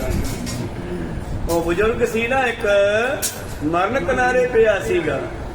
ਅਸੀਂ ਇੱਕ ਹਿੰਦੂ ਮੱਤ ਵਾਲੇ ਗੀਤਾਂ ਸੁਣਾਉਂਦੇ, ਅਸੀਂ ਕਈ ਵਾਰ ਕੋਲੇ ਬਾਣੀ ਪੜ੍ਹਦੇ ਆ, ਜਪਜੀ ਸਾਹਿਬ, ਸੁਖਮਨੀ ਸਾਹਿਬ। ਚਲੋ ਇਹਦੇ ਛੁੱਟ ਜਾਣ ਪ੍ਰਾਣ, ਇਹਦਾ ਧਿਆਨ ਮਹਾਰਾਜ ਕੰਨੀ ਹੋ ਜੇ। ਖਬਰਾਂ ਬਾਣੀ ਦਾ ਕਿਹੜਾ ਸ਼ਬਦ ਇਹਨੂੰ ਚੋਟ ਕਰ ਦੇਵੇ। ਤੇ ਘਰਦਿਆਂ ਨੇ ਸੋਚਿਆ ਵੀ ਸਾਡਾ ਬੁੜਾ ਬੜਾ ਜਿੱਦੀ ਆ, ਇਹ ਰਾਮ ਨਹੀਂ ਕਹਿੰਦਾ, ਇਹ ਤੋਂ ਕਿਵੇਂ ਰਾਮ ਕਹਾਈਏ, ਸ਼ਾਇਦ ਰਾਮ ਕਹਿ ਕੇ ਛੁੱਟ ਜਾਵੇ। ਉਹਨਾਂ ਦੇ ਪ੍ਰਾਹੁਣੇ ਦਾ ਰਾਮ ਸੀ ਨਾਮ। ਰਿਸ਼ਤੇਦਾਰ ਸੱਦ ਲਏ ਵੀ ਮਿਲ ਜੋ ਆ ਕੇ, ਬੁੜਾ ਥੋੜੇ ਦਿਨਾਂ ਦਾ ਹੀ ਆ। ਉਹ ਵੱਡੀ ਧੀ ਤੇ ਰਾਮ ਦੋਨੇ ਆ ਗਏ, ਜਵਾਈ ਧੀ। ਰਿਸ਼ਤੇਦਾਰ ਕਹਿੰਦੇ ਬਾਪੂ ਆ ਮਿਲ ਲਾ, ਆ ਤੇਰੀ ਵੱਡੀ ਧੀ ਮਿਲਣ ਆਈ ਆ। ਆ ਕੌਣ ਆਇਆ ਹੈ? ਇਹ ਵੱਡੀ ਕੁੜੀ ਦਾ ਪ੍ਰਾਹੁਣਾ ਹੀ ਹੈ। ਰਾਮ ਨਹੀਂ ਕਿਹਾ, ਕੋ ਸਤਿਨਾਮ, ਇਹ ਵੱਡੀ ਕੁੜੀ ਦਾ ਪ੍ਰਾਹੁਣਾ ਹੀ ਆਇਆ, ਹੋਰ ਕੌਣ ਆਇਆ? ਇਹ ਰਾਮ ਨਹੀਂ ਕਿਹਾ। ਇਹ ਵੀ ਵੱਡੇ ਭਾਗਾਂ ਤੋਂ ਬਗੈਰ ਹਾਏ ਹਾਏ ਤਾਂ ਬੰਦਾ ਕਰ ਲੈਂਦਾ, ਜਿਵੇਂ ਉਹ ਕੋੜੀ ਹਾਏ ਹਾਏ ਕਰ ਰਹੀ ਹੈ। ਬਾਬਾ ਜੀ ਕਹਿੰਦੇ ਪਰ ਚੰਗੇ ਭਾਗਾਂ ਤੋਂ ਬਗੈਰ ਬੰਦਾ ਰਾਮ ਰਾਮ ਨਹੀਂ ਕਹਿ ਸਕਦਾ। ਕੋ ਸਤਿਨਾਮ। ਧੰਨ ਹੈ ਉਹ ਜਿਹੜੇ ਚਰਖੜੀਆਂ ਤੇ ਤੜੇ ਵੀ ਵਾਹਿਗੁਰੂ ਜਪ ਰਹੇ ਨਾ, ਆਰਾ ਚੱਲ ਰਿਹਾ ਸਿਰ ਤੇ ਵਾਹਿਗੁਰੂ ਜਪ ਰਹੇ ਹੈ। ਬੀਬੀਆਂ ਦੇ ਉੱਤੇ ਗੁਰੂ ਪਿਆਰੋ ਜ਼ੁਲਮ ਕੀਤਾ ਜਾ ਰਿਹਾ ਹੈ, ਚੱਕੀ ਪੀਸਦੀਆਂ, ਛੋਟੇ ਬੱਚਿਆਂ ਨੂੰ ਉੱਪਰ ਸਿੱਟ ਕੇ ਵਰਸ਼ਾ ਕਰਕੇ ਮਾਰ ਦਿੱਤਾ ਗਿਆ, ਟੋਟੇ ਕਰਕੇ ਰੱਸੀ 'ਚ ਪਰੋ ਕੇ ਗਲ 'ਚ ਪਾਤਾ ਹੈ। ਪਰ ਫਿਰ ਵੀ ਕਹਿਨੀ ਆ ਵਾਹ ਮਹਾਰਾਜ, ਇਹ ਬੱਚੀ ਆਪਦੀ ਦਾਤ ਸੀ, ਤੇਰੇ ਕੋਲੇ ਪਹੁੰਚ ਚੁੱਕੇ ਆ, ਚਰਨਾਂ 'ਚ ਥਾਂ ਬਖਸ਼ਿਓ। ਅੱਜ ਦਾ ਦਿਨ ਤੁਹਾਡੇ ਕਿਰਪਾ ਨਾਲ ਤੁਹਾਡੇ ਭਾਣੇ ਵਿੱਚ ਸੁੱਖਾਂ ਨਾਲ ਬਤੀਤ ਹੋਇਆ ਹੈ। ਰਾਤ ਆਉਣ ਲੱਗੀ ਆਪਣੇ ਭਾਣੇ ਵਿੱਚ ਬਤੀਤ ਕਰਵਾ ਲੈਣੀ, ਇਹ ਬਹੁਤ ਵੱਡੀ ਗੱਲ ਹੈ। ਕਰਮ ਮਿਲੇ ਆਖਣ ਤੇਰਾ ਨਾਓ, ਜਿਤ ਲਗ ਤਰਨਾ ਹੋਰ ਨਹੀਂ ਥਾਓ। ਸਿੱਖੋ, ਇਹ ਨਾਮ ਹੀ ਹੈ ਜਿਹੜਾ ਸੰਸਾਰ ਸਮੁੰਦਰ ਚੋਂ ਅਤੇ ਦੁੱਖਾਂ ਚੋਂ, ਦੁਨੀਆ 'ਚ ਰਹਿੰਦੇ ਹੋਏ ਦੁੱਖਾਂ ਤੋਂ ਬਚਾ ਸਕਦਾ ਹੈ। ਜੇ ਕੋ ਡੂਬੇ ਫਿਰ ਹੋਵੇ ਸਾਰ, ਨਾਨਕ ਸਾਚਾ ਸਰਬ ਦਾ ਤਾਰ। ਹਾਂ, ਜੇ ਕੋਈ ਡੁੱਬ ਜਾਵੇ ਤਾਂ ਉਸ ਨੂੰ ਨਾਮ ਦੀ ਸਾਰ ਹੋ ਸਕਦੀ ਆ। ਜੇ ਕੋ ਡੁੱਬੇ ਫਿਰ ਹੋਵੇ ਸਾਰ, ਜਿਹੜਾ ਬਾਣੀ ਵਿੱਚ ਡੁੱਬ ਜਾਵੇ ਉਹਦੀ ਰੱਬ ਸਾਰ ਲੈਂਦਾ ਹੈ, ਉਹਦੀ ਗੁਰੂ ਸਾਰ ਲੈਂਦਾ ਹੈ। ਜੇ ਕੋ ਡੁੱਬੇ ਫਿਰ ਹੋਵੇ ਸਾਰ, ਨਾਨਕ ਸਾਚਾ ਸਰਬ ਦਾ ਤਾਰ। ਸਿੱਖੋ, ਉਹ ਪਰਮੇਸ਼ਰ ਹੀ ਸਭ ਨੂੰ ਦਾਤਾਂ ਦੇਣ ਵਾਲਾ ਹੈ, ਸੱਚਾ। ਆਓ ਉਹਦਾ ਨਾਮ ਜਪੀਏ। ਚੌਪਈ ਸ੍ਰੀ ਗੁਰੂ ਸਰਬ ਸ਼ਬਦ ਮੁਖ ਪਾਣਾ, ਤੂਸ਼ਨ ਕਰ ਕੁਸ਼ਤੀ ਨੇ ਸੁਣਾ। ਔਰ ਜਿਸ ਵੇਲੇ ਕਹਿੰਦੇ ਬਾਬਾ ਜੀ ਨੇ ਸ਼ਬਦ ਗਾਇਆ ਨਾ, ਉਦੋਂ ਇਹਨੂੰ ਥੋੜਾ ਆਰਾਮ ਆ ਗਿਆ। ਇਹ ਵੀ ਲਿਖਦਾ ਇਤਿਹਾਸਕਾਰ, ਕਹਿੰਦੇ ਪਾਤਸ਼ਾਹ ਜੀ ਨੇ ਸ਼ਬਦ ਗਾ ਕੇ ਜਦ ਪੂਰਾ ਕਰਕੇ ਬੰਦ ਕਰਤਾ ਨਾ, ਕਹਿੰਦੇ ਜੀ ਹੋਰ ਗਾਓ ਹੋਰ ਗਾਓ। ਕਹਿੰਦੇ ਕਿਉਂ? ਮਹਾਰਾਜ ਜਦੋਂ ਸ਼ਬਦ ਗਾਇਆ ਮੇਰੀ ਪੀੜ ਹਟ ਗਈ ਸੀ, ਦਰਦ ਹਟ ਗਿਆ ਸੀ। ਕਹੋ ਸਤਿ। ਇਹ ਪਹਿਲਾਂ ਨਹੀਂ ਕਦੇ ਗਾਇਆ ਨਾ ਮਹਾਰਾਜ। ਅਮੀਰ ਘਰ ਦਾ ਬੱਚਾ ਸੀਗਾ, ਪੈਸਾ ਘਰੇ ਵਾਧੂ ਸੀਗਾ, ਜਿੰਨਾ ਘਰੇ ਪੈਸੇ ਹੋਵੇ ਉਹਨਾਂ ਹੀ ਲਾਦਾਂ ਵਿਗੜ ਜਾਂਦੀਆਂ। ਫਿਰ 2 ਨੰਬਰ ਦਾ ਆ ਜੇ ਫਿਰ ਤਾਂ ਵਿਗੜਨੀਆਂ ਵਿਗੜਨੀਆਂ। ਕਹੋ ਸਤਿ। 2 ਨੰਬਰ ਦਾ ਪੈਸਾ ਰਿਸ਼ਵਤਾਂ ਦਾ ਹੋਵੇ, ਚੜਾਵੇ ਦਾ ਹੋਵੇ, ਪੂਜਾ ਦਾ ਮਾਲ ਹੋਵੇ, ਮੰਦਿਰਾਂ ਦੀ ਪੂਜਾ ਦਾ ਹੋਵੇ, ਚਾਹੇ ਗੁਰਦੁਆਰਿਆਂ ਦੇ ਚੜਾਵੇ ਦਾ ਹੋਵੇ। ਬੰਦਾ ਸੋਚਦਾ ਹੈ ਪੈਸੇ ਵਾਧੂ ਹੈ, ਸ਼ਾਮ ਲਾਟਾਂ ਦਾ ਠੇਕਾ ਲੈ ਕੇ ਵੀ ਕਈ ਸਰਪੰਚ ਆਪਦੇ ਘਰੇ ਵਰਤ ਲੈਂਦੇ ਐ। ਇਹ ਪੈਸਾ ਜ਼ਹਿਰ ਬਣ ਕੇ ਬੱਚਿਆਂ ਨੂੰ ਵਿਗਾੜ ਦਿੰਦਾ ਹੈ। ਕੋਈ ਸਪਨੋਂ ਇਹ ਯਾਦ ਰੱਖਿਓ। ਔਰ ਪਿੱਛੇ ਨਿਗਾਹ ਮਾਰ ਕੇ ਦੇਖ ਲਓ, ਜਿਨ੍ਹਾਂ ਨੇ ਇਹ ਧਰਮ ਦੇ ਪੈਸੇ ਨੂੰ ਜੋ ਸਾਂਝੇ ਕੰਮਾਂ ਤੇ ਲਾਇਆ ਜਾ ਸਕਦਾ, ਲੰਗਰ ਚਲਾਏ ਜਾ ਸਕਦੇ ਆ, ਲੋੜਵੰਦਾਂ ਦੀਆਂ ਲੋੜਾਂ ਪੂਰੀਆਂ ਕੀਤੀਆਂ ਜਾ ਸਕਦੀਆਂ। ਪਰ ਜਦੋਂ ਕੋਈ ਬੰਦਾ ਸੋਚੇ ਕਿ ਇਹ ਮੇਰਾ ਹੀ ਆ, ਜਿਵੇਂ ਪ੍ਰਿਥੀ ਚੰਦ ਨੇ ਇਸ ਨੂੰ ਆਪਣਾ ਸਮਝ ਲਿਆ ਸੀਗਾ, ਉਹਨੂੰ ਗੱਦੀ ਨਹੀਂ ਮਿਲੀ, ਉਹ ਮਾਇਆ ਦਾ ਪੁਜਾਰੀ ਸੀਗਾ। ਇਸੇ ਤਰ੍ਹਾਂ ਹੀ ਹੋਰ ਬਹੁਤ ਸਾਰੇ ਲੋਕ ਹੈ, ਅੱਜ ਵੀ ਹੈਗੇ ਤੇ ਪਹਿਲਾਂ ਵੀ ਸੀਗੇ। ਧੰਨ ਗੁਰੂ ਅਰਜਨ ਦੇਵ ਜੀ ਦੇ ਸਮੇਂ ਸਰੋਵਰ ਬਣ ਰਿਹਾ ਤੇ ਚੂਨਾ ਜਿਹੜਾ ਬੜਾ ਤਿਆਰ ਕੀਤਾ ਜਾ ਰਿਹਾ। ਘਰੋਂ ਘਰੀ ਸੰਗਤਾਂ ਰੋੜਾਂ ਨੂੰ ਕੁੱਟ ਕੇ ਮਚਾ ਕੇ ਅੱਗ ਵਿੱਚ ਸਾੜ ਕੇ ਪੱਥਰ ਪੋਲਾ ਹੋ ਜਾਂਦਾ। ਫਿਰ ਉਹਨੂੰ ਚੱਕੀ ਤੇ ਪੀਂਦੇ ਆ, ਫਿਰ ਉਹਦੇ ਵਿੱਚ ਕਲੀ ਚੂਨਾ ਤੇ ਹੋਰ ਕਈ ਮਸਾਲੇ ਪਾ ਕੇ ਫਿਰ ਉਹ ਚੂਨਾ ਬਣਦਾ। ਬੰਦਾ ਕਹਿੰਦਾ ਆਹ ਤਾਂ ਚੂਨੇ ਚ ਟਲਾਤੀ, ਇਹ ਨਹੀਂ ਪੱਟੀ ਜਾਂਦੀ। ਹਰਿਮੰਦਰ ਸਾਹਿਬ ਦੇ ਸਰੋਵਰ ਦੀਆਂ ਪੌੜ ਜਿਹੜੇ ਆ ਉਹ ਚੂਨੇ ਚ ਲੱਗੇ ਹੋਏ ਆ। ਚੂਨਾ ਬੜਾ ਤਿਆਰ ਹੁੰਦਾ ਉੱਥੇ। ਇੱਕ ਸੇਵਾਦਾਰ ਸੇਵਾ ਕਰਨ ਆਉਂਦਾ ਹੈ। ਆਥਣੇ ਜੀ ਉਹਦੇ ਘਰ ਵਾਲੀ ਕਹਿਣ ਲੱਗੀ ਇੰਨਾ ਕੁ ਚੂਨਾ ਲਿਆਇਓ ਕਿਲੋ ਕੁ। ਕਿਉਂ? ਕੀ ਕਰਨਾ ਹੈ? ਤੇਰੀ ਮੱਤ ਮਾਰੀ ਗਈ ਆ? ਕਹਿੰਦੀ ਉਹ ਚੂਹਿਆਂ ਦੀਆਂ ਖੱਡਾਂ ਉੱਥੇ ਲਾ ਦਿਆਂਗੇ। ਉਹ ਗੁਰੂ ਘਰ ਦਾ ਚੂਨਾ ਤੂੰ ਚੂਹਿਆਂ ਦੀਆਂ ਖੱਡਾਂ ਚ ਲਾਵੇਂਗੀ? ਕਹਿੰਦੀ ਉਹ ਸਿੱਖ ਪਹਿਲਾਂ ਤਾਂ ਰੋਣ ਲੱਗ ਪਿਆ। ਕਹਿੰਦੀ ਮੈਂ ਤੈਨੂੰ ਕੀ ਕਿਹਾ? ਕਹਿੰਦਾ ਤੇਰਾ ਦਿਮਾਗ ਖਰਾਬ ਹੋ ਗਿਆ, ਤੂੰ ਕੀ ਖਾ ਲਿਆ ਗੁਰੂ ਘਰ ਦਾ? ਤੇਰੀ ਮੱਤ ਮਾਰੀ ਗਈ ਆ। ਲੰਗਰ ਦੀਆਂ ਰੋਟੀਆਂ ਤਿੰਨੇ ਕੰਮ ਕਰੇਨ, ਕੇਵਲ ਰੋਟੀਆਂ ਨਾਲ ਤਾਲਕ ਨਹੀਂ, ਇਹ ਮਾਇਆ ਦਾ ਵੀ ਹੈ। ਮੱਤ ਮਾਰਨ, ਹੱਡ ਭੰਨਣ, ਕੰਮ ਕਰ ਨਾ ਦੇਣ, ਆਲਸ ਚੜੂਗੀ, ਹੱਡ ਦੁਖਣਗੇ, ਸਰੀਰ ਦੁਖੀ ਰਹੂਗਾ। ਮੱਤ ਮਾਰੀ ਜਾਊਗੀ, ਮੱਤ ਕੰਮ ਨਹੀਂ ਕਰੂਗੀ। ਜਿਨ੍ਹਾਂ ਨੇ ਧਰਮ ਦਾ ਪੈਸਾ, ਧਾਰਮਿਕ ਸਥਾਨਾਂ ਦਾ ਪੈਸਾ ਵਰਤਿਆ ਨਾ ਆਪਣੇ ਘਰੇ ਜਾ ਕੇ, ਉਹਨਾਂ ਦਾ ਖਾਤਮਾ ਹੋ ਗਿਆ ਗੁਰੂ ਪਿਆਰਿਓ, ਤੇ ਹੋ ਰਿਹਾ ਹੈ। ਸਭ ਦੀਆਂ ਅੱਖਾਂ ਦੇ ਸਾਹਮਣੇ ਆ ਚੀਜ਼ਾਂ ਇਹ। ਇਸ ਕਰਕੇ ਬਾਬਾ ਜੀ ਕਹਿੰਦੇ ਹਨ, ਜਦੋਂ ਇਹ ਸ਼ਬਦ ਸੁਣਾਇਆ ਉਹ ਕਹਿੰਦਾ ਮਾਰੇ ਮੈਂ ਕਦੇ ਬਾਣੀ ਸੁਣੀ ਨਹੀਂ। ਅਮੀਰ ਜ਼ਿਆਦਾ ਸੀ, ਘਰੇ ਵਾਧੂ ਪੈਸਾ ਸੀਗਾ। ਗੁਰੂ ਪਿਆਰਿਓ, ਜਿਹੜੇ ਅਫਸਰ ਲੋਕ ਚਾਹੇ ਕਿਸੇ ਵੀ ਮਹਿਕਮੇ ਵਿੱਚ ਹੋਣ, ਜਦੋਂ ਆਪਣੇ ਮਹਿਕਮੇ ਦੀ ਤਨਖਾਹ ਨਾਲ ਨਹੀਂ ਨਾ ਰੱਜਦੇ ਤੇ ਲੋੜਵੰਦਾਂ ਨੂੰ ਜਿਨ੍ਹਾਂ ਨੇ ਸੈਨ ਕਰਾਉਣੇ, ਜਿਹਨੇ ਕੰਮ ਕਰਾਉਣੇ ਹੈ, ਚਾਹੇ ਉਹ ਕੋਈ ਵੀ ਹੋਣ A to Z, ਗੁਰੂ ਪਿਆਰਿਓ ਜਦੋਂ ਉਹ ਤਨਖਾਹ ਦੇ ਬਗੈਰ ਮੇਜ਼ ਦੇ ਹੇਠਾਂ ਦੀ ਪੈਸੇ ਲੈਂਦੇ ਆ ਨਾ ਰਿਸ਼ਵਤ ਵਾਲੇ, ਫਿਰ ਉਹ ਪੈਸਾ ਬਚਦਾ ਨਹੀਂ, ਉਹ ਜਵਾਕਾਂ ਨੂੰ ਵਿਗਾੜਦਾ। ਕਿਉਂਕਿ ਜਵਾਕ ਹੀ ਖਾਂਦੇ ਆ ਨਾ, ਉਹ ਜ਼ਹਿਰ ਬਣ ਜਾਂਦਾ, ਉਹ ਆਪਣਾ ਸੁਭਾਅ ਛੱਡਦਾ ਨਹੀਂ। ਫਿਰ ਇਸ ਕਰਕੇ ਗੁਰੂ ਕਿਰਪਾ ਕਰੇ, ਸਾਨੂੰ ਦਸਾਂ ਨੌਹਾਂ ਦੀ ਕਿਰਤ ਨਾਲ ਹੀ ਸਮਾਂ ਲੰਘਾਉਣਾ ਚਾਹੀਦਾ ਹੈ। ਪਾਤਸ਼ਾਹ ਤਾਂ ਕਹਿੰਦੇ ਬਲ ਕੇ ਤੂੰ ਦਸਾਂ ਨੌਹਾਂ ਦੀ ਕਿਰਤ ਵਿੱਚੋਂ ਵੀ 10ਵਾਂ ਹਿੱਸਾ ਕੱਢ ਕੇ ਕਿਸੇ ਲੋੜਵੰਦ ਨੂੰ ਖਵਾ ਦੇ, ਤਾਂ ਤੇਰੀ ਜਿਹੜੀ ਹੈ ਆਮਦਨ ਸਫਲੀ ਹੋਵੇਗੀ। ਘਾਲ ਖਾਏ ਕਮਾ ਕੇ ਖਾ, ਕਿਛ ਹੱਥੋਂ ਦੇ, ਉਹ ਚੋਂ ਵੀ ਕਿਸੇ ਦੀ ਮਦਦ ਕਰ ਦੇ। ਨਾਨਕ ਰਾਹ ਪਛਾਣੈ ਸੇ, ਉਹ ਹੀ ਰੱਬ ਦੇ ਰਸਤੇ ਨੂੰ ਜਾਣ ਸਕਦਾ ਹੈ। ਇਹ ਪ੍ਰੀਤਮ ਦੇ ਬਾਣੀ ਦੇ ਬਚਨ ਆ, ਤੇ ਜੇ ਬਾਣੀ ਨੂੰ ਪੜਾਂਗੇ ਵਿਚਾਰਾਂਗੇ ਤਾਂ ਹੀ ਗੱਲ ਬਣਨਾ। ਜੈ ਧਨ ਬਾਣੀ ਵਿਸਰ ਜਾਏ, ਜਿਨ੍ਹਾਂ ਨੇ ਬਾਣੀ ਨੂੰ ਸਮਝਿਆ ਨਹੀਂ, ਪੜਿਆ ਨਹੀਂ, ਵਿਚਾਰਿਆ ਨਹੀਂ। ਪਾਤਸ਼ਾਹ ਜੀ ਕਹਿੰਦੇ ਜੈ ਧਨ ਬਾਣੀ ਵਿਸਰ ਜਾਏ, ਜੋ ਪੱਕਾ ਰੋਗੀ ਬਿਲ ਲਾਏ। ਜਿਵੇਂ ਆ ਕੋੜੀ ਰੋਂਦਾ ਮਰਦਾਨੇ ਆ, ਫਿਰ ਐਂ ਬਿਲ ਕਰਿਆ ਹੋ। ਜਦੋਂ ਲਾਦਾ ਬਿਗੜ ਜਾਂਦੀਆਂ, ਜਦੋਂ ਨਸ਼ਿਆਂ 'ਚ ਪੈ ਜਾਂਦੀਆਂ, ਤੇ ਫਿਰ ਪਤਾ ਲੱਗਦਾ ਵੀ ਆ ਜਿਹੜਾ 2 ਨੰਬਰ ਦਾ ਪੈਸਾ ਆਇਆ ਸੀ ਨਾ, ਇਹ ਉਸ ਜ਼ਹਿਰ ਨੇ ਹੀ ਨੁਕਸਾਨ ਕੀਤਾ ਹੈ। ਭਾਈ ਦੇਹ ਤਤਕਾਲ ਅਰੋਗੰ, ਬਿਨਸ ਗਏ ਮਨ ਕੀ ਸਭ ਸੋਗੰ। ਤਾਂ ਗੁਰੂ ਪਿਆਰਿਓ, ਪਾਤਸ਼ਾਹ ਜੀ ਨੇ ਕਿਰਪਾ ਕੀਤੀ। ਜਦ ਉਸਨੇ ਆਪਣੀ ਸਾਰੀ ਹਿਸਟਰੀ ਦੱਸ ਦਿੱਤੀ ਕਿ ਮੈਂ ਨਸ਼ੇ ਖਾਂਦਾ, ਸ਼ਰਾਬਾਂ ਪੀਂਦਾ, ਮੇਰਾ ਜੀਵਨ ਬਰਬਾਦ ਹੋ ਗਿਆ, ਪਾਤਸ਼ਾਹ ਜੀ ਨੇ ਉਸ ਤੇ ਕਿਰਪਾ ਕੀਤੀ, ਦਿਨ ਚੜ੍ਹਦੇ ਨੂੰ ਉਸ ਨੂੰ ਤੰਦਰੁਸਤ ਕਰ ਦਿੱਤਾ ਹੈ। ਨਿਰਮਲ ਭਈ ਮਨੀਖਾ ਤਬਹੀ ਮਨ ਮਲੀਨਤਾ ਨਾਸੀ ਸਭੀ। ਮਨੀਖਾ ਹੁੰਦੀ ਹੈ ਮਨ ਦੀ ਅੱਖ, ਮਨ ਈਖਾ ਮਨ ਦੀ ਅੱਖ, ਭਾਵ ਸਾਡੀ ਸੋਚ ਉਹ ਬੰਦੇ ਦੀ ਪਵਿੱਤਰ ਹੋ ਗਈ ਆ। ਜਦੋਂ ਬੰਦੇ ਦੀ ਸੋਚ ਪਵਿੱਤਰ ਹੋ ਗਈ ਨਾ, ਇੱਕ ਦਿਨ ਧੰਨ ਗੁਰੂ ਗੋਬਿੰਦ ਸਿੰਘ ਪਾਤਸ਼ਾਹ ਨੇ ਪੁੱਛਿਆ ਸੀ ਸਿੱਖਾਂ ਨੂੰ, ਸਿੱਖੋ ਤੁਸੀਂ ਇਹ ਚੜ੍ਹਾਵੇ ਨੂੰ ਕੀ ਸਮਝਦੇ ਹੋ? ਸਭ ਨੇ ਆਪੋ ਆਪਣਾ ਜਵਾਬ ਦਿੱਤਾ ਕਿ ਮਹਾਰਾਜ ਸਾਡੇ ਵਾਸਤੇ ਤਾਂ ਇਹ ਜ਼ਹਿਰ ਆ। ਕਿਉਂ? ਜਿੰਨਾ ਚਿਰ ਤੁਹਾਡੇ ਹੱਥ ਵਿੱਚ ਨਹੀਂ ਆਉਂਦਾ, ਤੁਹਾਡੇ ਹੱਥੀਂ ਇਹ ਲੱਗਿਆ ਨਹੀਂ, ਲਾ ਜਾਂਦਾ, ਲਾਇਆ ਨਹੀਂ ਜਾਂਦਾ, ਵਰਤਿਆ ਨਹੀਂ ਜਾਂਦਾ, ਉਹਨਾਂ ਚਿਰ ਮਹਾਰਾਜ ਇਹ ਜ਼ਹਿਰ ਹੈ।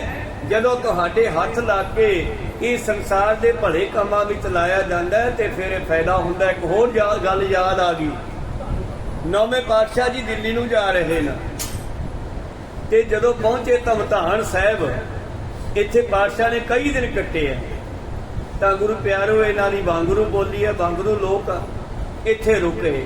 ਰਸਤੇ ਵਿੱਚ ਜਿੰਨਾ ਵੀ ਚੜਾਵਾ ਇਕੱਠਾ ਹੋ ਜਾਂਦਾ, ਪਾਤਸ਼ਾਹ ਕੋਲ ਥੈਲੀਆਂ ਭਰ ਜਾਂਦੀਆਂ। 2-3 ਥੈਲੀਆਂ ਮਾਇਆ ਦੀਆਂ ਭਰੀਆਂ ਪਾਤਸ਼ਾਹ ਜੀ ਦੇ ਕੋਲ ਹੈ, ਗੱਡਿਆਂ ਤੇ ਜਾ ਰਹੇ ਆ, ਨਾਲ ਸੰਗਤ ਵੀ ਹੁੰਦੀ ਹੈ। ਜਿਸ ਵੇਲੇ ਧਮਧਾਨ ਸਾਹਿਬ ਰੁਕੇ, ਧਮਧਾਨ ਸਾਹਿਬ ਪਿੰਡ ਵਾਲਿਆਂ ਨੇ ਬੜੀ ਸੇਵਾ ਕੀਤੀ। ਇੱਕ ਬੰਦਾ ਗੁਰੂ ਪਿਆਰਿਓ ਬੜਾ ਹੀ ਸੇਵਾ ਕਰਦਾ ਹੈ, ਪਿੰਡ ਦਾ ਮੋਹਤਵਾਰ ਵੀ ਸੀ, ਲੱਗਦਾ ਉਹ ਚੌਧਰੀ ਵੀ ਸੀਗਾ। ਤੇ ਗੁਰੂ ਪਿਆਰਿਓ ਪਾਤਸ਼ਾਹ ਸਿਆਣਾ ਬੰਦਾ ਜਾਂ ਸੇਵਾਦਾਰ ਹੈ, ਕਿਉਂ ਨਾ ਇਹਦੀ ਡਿਊਟੀ ਲਾ ਦਈਏ। ਪਾਤਸ਼ਾਹ ਕਹਿੰਦੇ ਆ ਮਾਇਆ ਰੱਖ ਲਾ, ਇਹਦੇ ਨਾਲ ਇੱਕ ਤਾਂ ਸਾਂਝਾ ਖੂਹ ਲਵਾ ਦੇ ਪਿੰਡ ਵਾਸਤੇ, ਪਾਣੀ ਭਰਨ ਵਾਸਤੇ, ਜਿਹਦੇ ਵਿੱਚੋਂ ਪਾਣੀ ਲੈਣ ਲੋਕ ਸੌਖੇ, ਤੇ ਦੂਸਰਾ ਮਾਇਆ ਦੇ ਨਾਲ ਧਰਮਸ਼ਾਲਾ ਬਣਵਾ ਦੀ, ਆਉਂਦਾ ਜਾਂਦਾ ਯਾਤਰਾ ਕਰ ਲਿਆ ਕਰੂਗਾ, ਇੱਥੇ ਹੀ ਬਣਵਾ ਦੀ ਜਿੱਥੇ ਅਸੀਂ ਬੈਠੇ ਆ। ਉਹਨੇ ਪੈਸੇ ਰੱਖ ਲਏ ਆ। ਤਾਂ ਗੁਰੂ ਪਿਆਰਿਓ ਉਹਦਾ ਨਾਮ ਸੀ ਬੱਦੋਂ, ਤੇ ਗੁਰੂ ਪਿਆਰਿਓ ਪਾਤਸ਼ਾਹ ਉਹ ਚੜਾਵਾ ਸਾਰਾ ਉਹਨੂੰ ਫੜਾ ਕੇ ਅੱਗੇ ਲੰਘ ਗਏ। ਜਦੋਂ ਅੱਗੇ ਪਿੰਡ ਆਉਂਦੇ ਨੇ ਕਈ, ਇਹ ਗੋਬਿੰਦਪੁਰਾ ਵੀ ਆਉਂਦਾ ਹੈਗਾ, ਬੁਲਾਡੇ ਦੇ ਇਲਾਕੇ ਦੇ ਵਿੱਚ ਸਾਰੇ ਪਿੰਡ ਹਨ। ਤਾਂ ਗੁਰੂ ਪਿਆਰਿਓ ਪਰੇ ਵੀ ਹੋਰ ਕਈ ਪਿੰਡਾਂ ਵਿੱਚ ਪਾਤਸ਼ਾਹ ਰੁਕੇ ਆ, ਸਾਰੇ ਪਿੰਡਾਂ ਦੇ ਨਾਮ ਇਤਿਹਾਸ ਵਿੱਚ ਆਉਂਦਾ ਹੈ। ਅਗਲੇ ਪਿੰਡ ਵਿੱਚ ਜਾ ਕੇ ਰੁਕੇ, ਕਿਤੇ ਪਿੱਛੋਂ ਜਿਹੜੇ ਧਮਧਾਨ ਸਾਹਿਬ ਦੇ ਕੁਝ ਬੰਦੇ ਸੀ ਨਾਲ ਚਲੇ ਗਏ, ਪਿੱਛੇ ਜਾ ਕੇ ਮਿਲੇ। ਕੁਝ ਦਿਨਾਂ ਬਾਅਦ ਪਾਤਸ਼ਾਹ ਨੂੰ ਦੁਬਾਰਾ ਮਿਲਿਆ ਕੋਈ, ਕਹਿੰਦੇ ਉਹ ਭਾਈ ਤੁਹਾਡੇ ਪਿੰਡ ਵਾਲੇ ਚੌਧਰੀ ਬੱਦੋਂ ਨੇ ਕੋਈ ਕੰਮ ਕੀਤਾ ਕੀ ਮਹਾਰਾਜ? ਉਹਨੂੰ ਮਾਇਆ ਫੜਾ ਕੇ ਆਏ ਸੀਗੇ, ਬਈ ਤੂੰ ਇਸ ਮਾਇਆ ਦੇ ਨਾਲ ਖੂਹ ਲਵਾ ਦੇ, ਇੱਕ ਧਰਮਸ਼ਾਲਾ ਬਣਵਾ ਦੇ ਇੱਥੇ। ਕਹਿੰਦਾ ਮਹਾਰਾਜ ਜੀ ਕੰਮ ਤਾਂ ਉਹਨੇ ਕੀਤਾ ਹੈ, ਪਰ ਖੂਹ ਨੇ ਆਪਦੇ ਖੇਤ ਚ ਲਵਾ ਲਿਆ ਤੇ ਕੋਠੇ ਵੀ ਆਪਦੇ ਖੇਤ ਚ ਪਾ ਲਏ ਆ। ਕਹੋ ਸਤਿਨਾਮ। ਸਾਂਝੇ ਥਾਂ ਤੇ ਨਹੀਂ ਪਵਾਏ, ਸਾਂਝੇ ਪੈਸੇ ਨਾਲ, ਉਹ ਪੈਸਾ ਉਹਨੇ ਆਪਦੇ ਖੇਤ ਚ ਵਰਤ ਲਿਆ, ਆਪਦੇ ਖੇਤ ਵਿੱਚ ਖੂਹ ਲਵਾ ਲਿਆ ਤੇ ਆਪਦੇ ਖੇਤ ਵਿੱਚ ਹੀ ਉਹਨੇ ਖੂਹ ਦੇ ਕੋਠੇ ਪਾ ਲਏ। ਉਹ ਜਾ ਹੋਏ ਬੱਦੋਂ, ਉੱਥੇ ਲਿਟਣਗੇ ਗੱਦੋਂ, ਹੁਣ ਉਹ ਜ਼ਮੀਨ ਫਸਲ ਨਹੀਂ ਦੇਊਗੀ। ਕਹੋ ਸਤਿਨਾਮ। ਜਿਹੜੇ ਜਵਾਕ ਔਲਾਦਾਂ ਵਿਗੜ ਜਾਂਦੀਆਂ, ਉਹ ਕਮਾਈ ਨਹੀਂ ਦਿੰਦੀਆਂ, ਬਲਕਿ ਘਰ ਦੇ ਭਾਂਡੇ ਤੱਕ ਵੇਚ ਦਿੰਦੀਆਂ, ਰਿਸ਼ਵਤ ਦਾ ਪੈਸਾ ਖਾਣ ਵਾਲਿਆਂ ਦੀਆਂ। ਤੇ ਜਿਸ ਬੰਦੇ ਨੇ ਉਹ ਸਾਂਝਾ ਪੈਸਾ ਆਪਣੀ ਜ਼ਮੀਨ ਚ ਲਾ ਲਿਆ, ਤੇ ਗੁਰੂ ਪਿਆਰਿਓ ਪਾਤਸ਼ਾਹ ਕਹਿੰਦੇ ਹੁਣ ਉੱਥੇ ਫਸਲ ਨਹੀਂ ਹੋਗੀ, ਉੱਥੇ ਗਧੇ ਲਿਟਣਗੇ, ਉਹ ਜ਼ਮੀਨ ਉਵੇਂ ਹੀ ਬੰਜਰ ਹੋ ਗਈ। ਗੁਰੂ ਪਿਆਰਿਓ ਮੁੜ ਕੇ ਫਸਲ ਨਹੀਂ ਹੋਈ ਉੱਥੇ। ਕੋਈ ਸਤਿਨਾਮ। ਉਹ ਖੂਹ ਵੀ ਖਤਮ ਹੋ ਗਿਆ, ਉਹ ਕੋਠੇ ਵੀ ਢਹਿ ਗਏ। ਜਿਸ ਵੇਲੇ ਗੁਰੂ ਅਰਜਨ ਦੇਵ ਜੀ ਤਰਨਤਾਰਨ ਦਾ ਸਰੋਵਰ ਬਣਾਉਂਦੇ ਆ, ਇੱਟਾਂ ਕੱਢੀਆਂ ਪਈਆਂ, ਔਰ ਕੁਦਰਤੀ ਸੈਂਟਰ ਸਰਕਾਰ ਨੇ, ਮੁਗਲਾਂ ਦੀ ਸਰਕਾਰ ਨੇ ਹੁਕਮ ਦਿੱਤਾ ਕਿ ਜਲਦੀ ਹੀ ਇਸ ਪਾਸੇ ਨੂਰਦੀਨ ਇੱਕ ਸੂਬੇਦਾਰ ਹੈ, ਉਹਨੂੰ ਹੁਕਮ ਦਿੱਤਾ ਇੱਧਰ ਇੱਕ ਕਿਲਾ ਬਣਾਇਆ ਜਾਵੇ ਜਲਦੀ ਤੋਂ ਜਲਦੀ ਅੰਮ੍ਰਿਤਸਰ ਦੇ ਇਲਾਕੇ ਦੇ ਵਿੱਚ ਜਿਹੜੇ। ਹੁਣ ਗੁਰੂ ਪਿਆਰਿਓ ਉਹਨਾਂ ਨੇ ਤਿਆਰੀ ਕੀਤੀ, ਇੱਟਾਂ ਲੱਭਣ ਲੱਗੇ। ਇੱਟਾਂ ਕਿਤੋਂ ਮਿਲਣ ਨਾ, ਸਾਉਣ ਦਾ ਮਹੀਨਾ, ਸਾਉਣ ਦੇ ਵਿੱਚ ਭੱਠੇ ਬੰਦ ਹੋ ਜਾਂਦੇ ਆ। ਤਾਂ ਸਿੱਖਾਂ ਨੇ ਗੁਰੂ ਪਿਆਰਿਓ ਆਵੇ ਲਾਏ ਹੋਏ ਆ, ਇੱਟਾਂ ਕੱਢ ਕੇ ਰੱਖੀਆਂ, ਤਰਨਤਾਰਨ ਸਰੋਵਰ ਤਿਆਰ ਕਰਨਾ।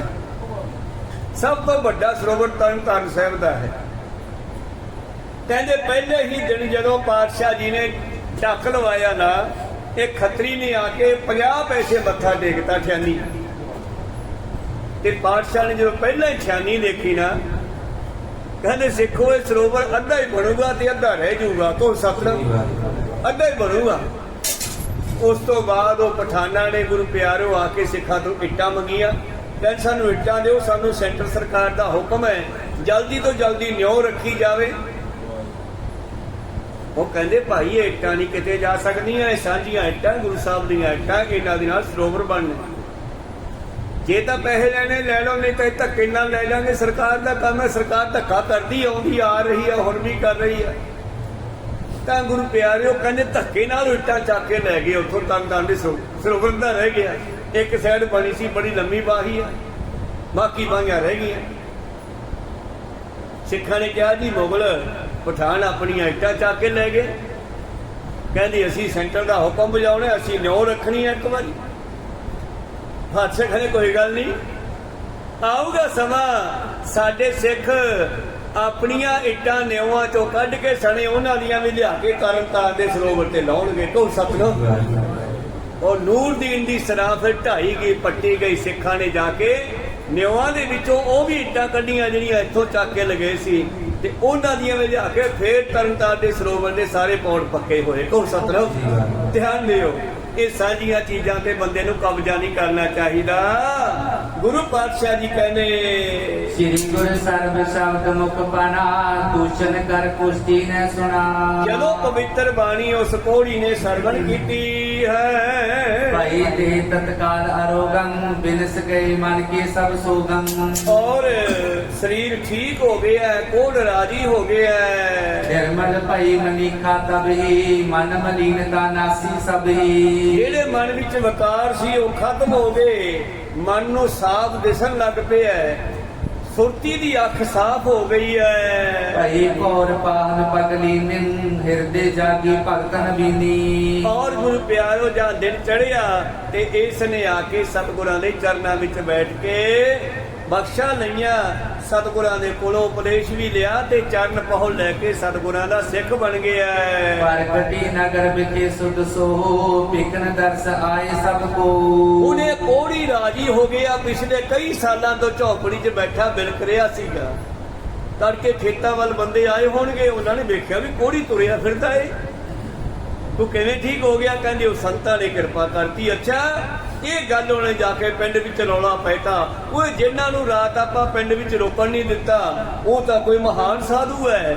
ਉਹਨਾਂ ਨੇ ਤਾਂ ਆਪਣੀ ਉਹ ਜਿਹੜਾ ਫਿਰਨੀ ਤੇ ਕੋੜੀ ਬੈਠਾ ਸੀ ਝੌਂਪੜੀ 'ਚ, ਉਹ ਤੁਰਨ ਫਿਰਨ ਲਾਤਾ, ਰਾਜੀ ਕਰਤਾ।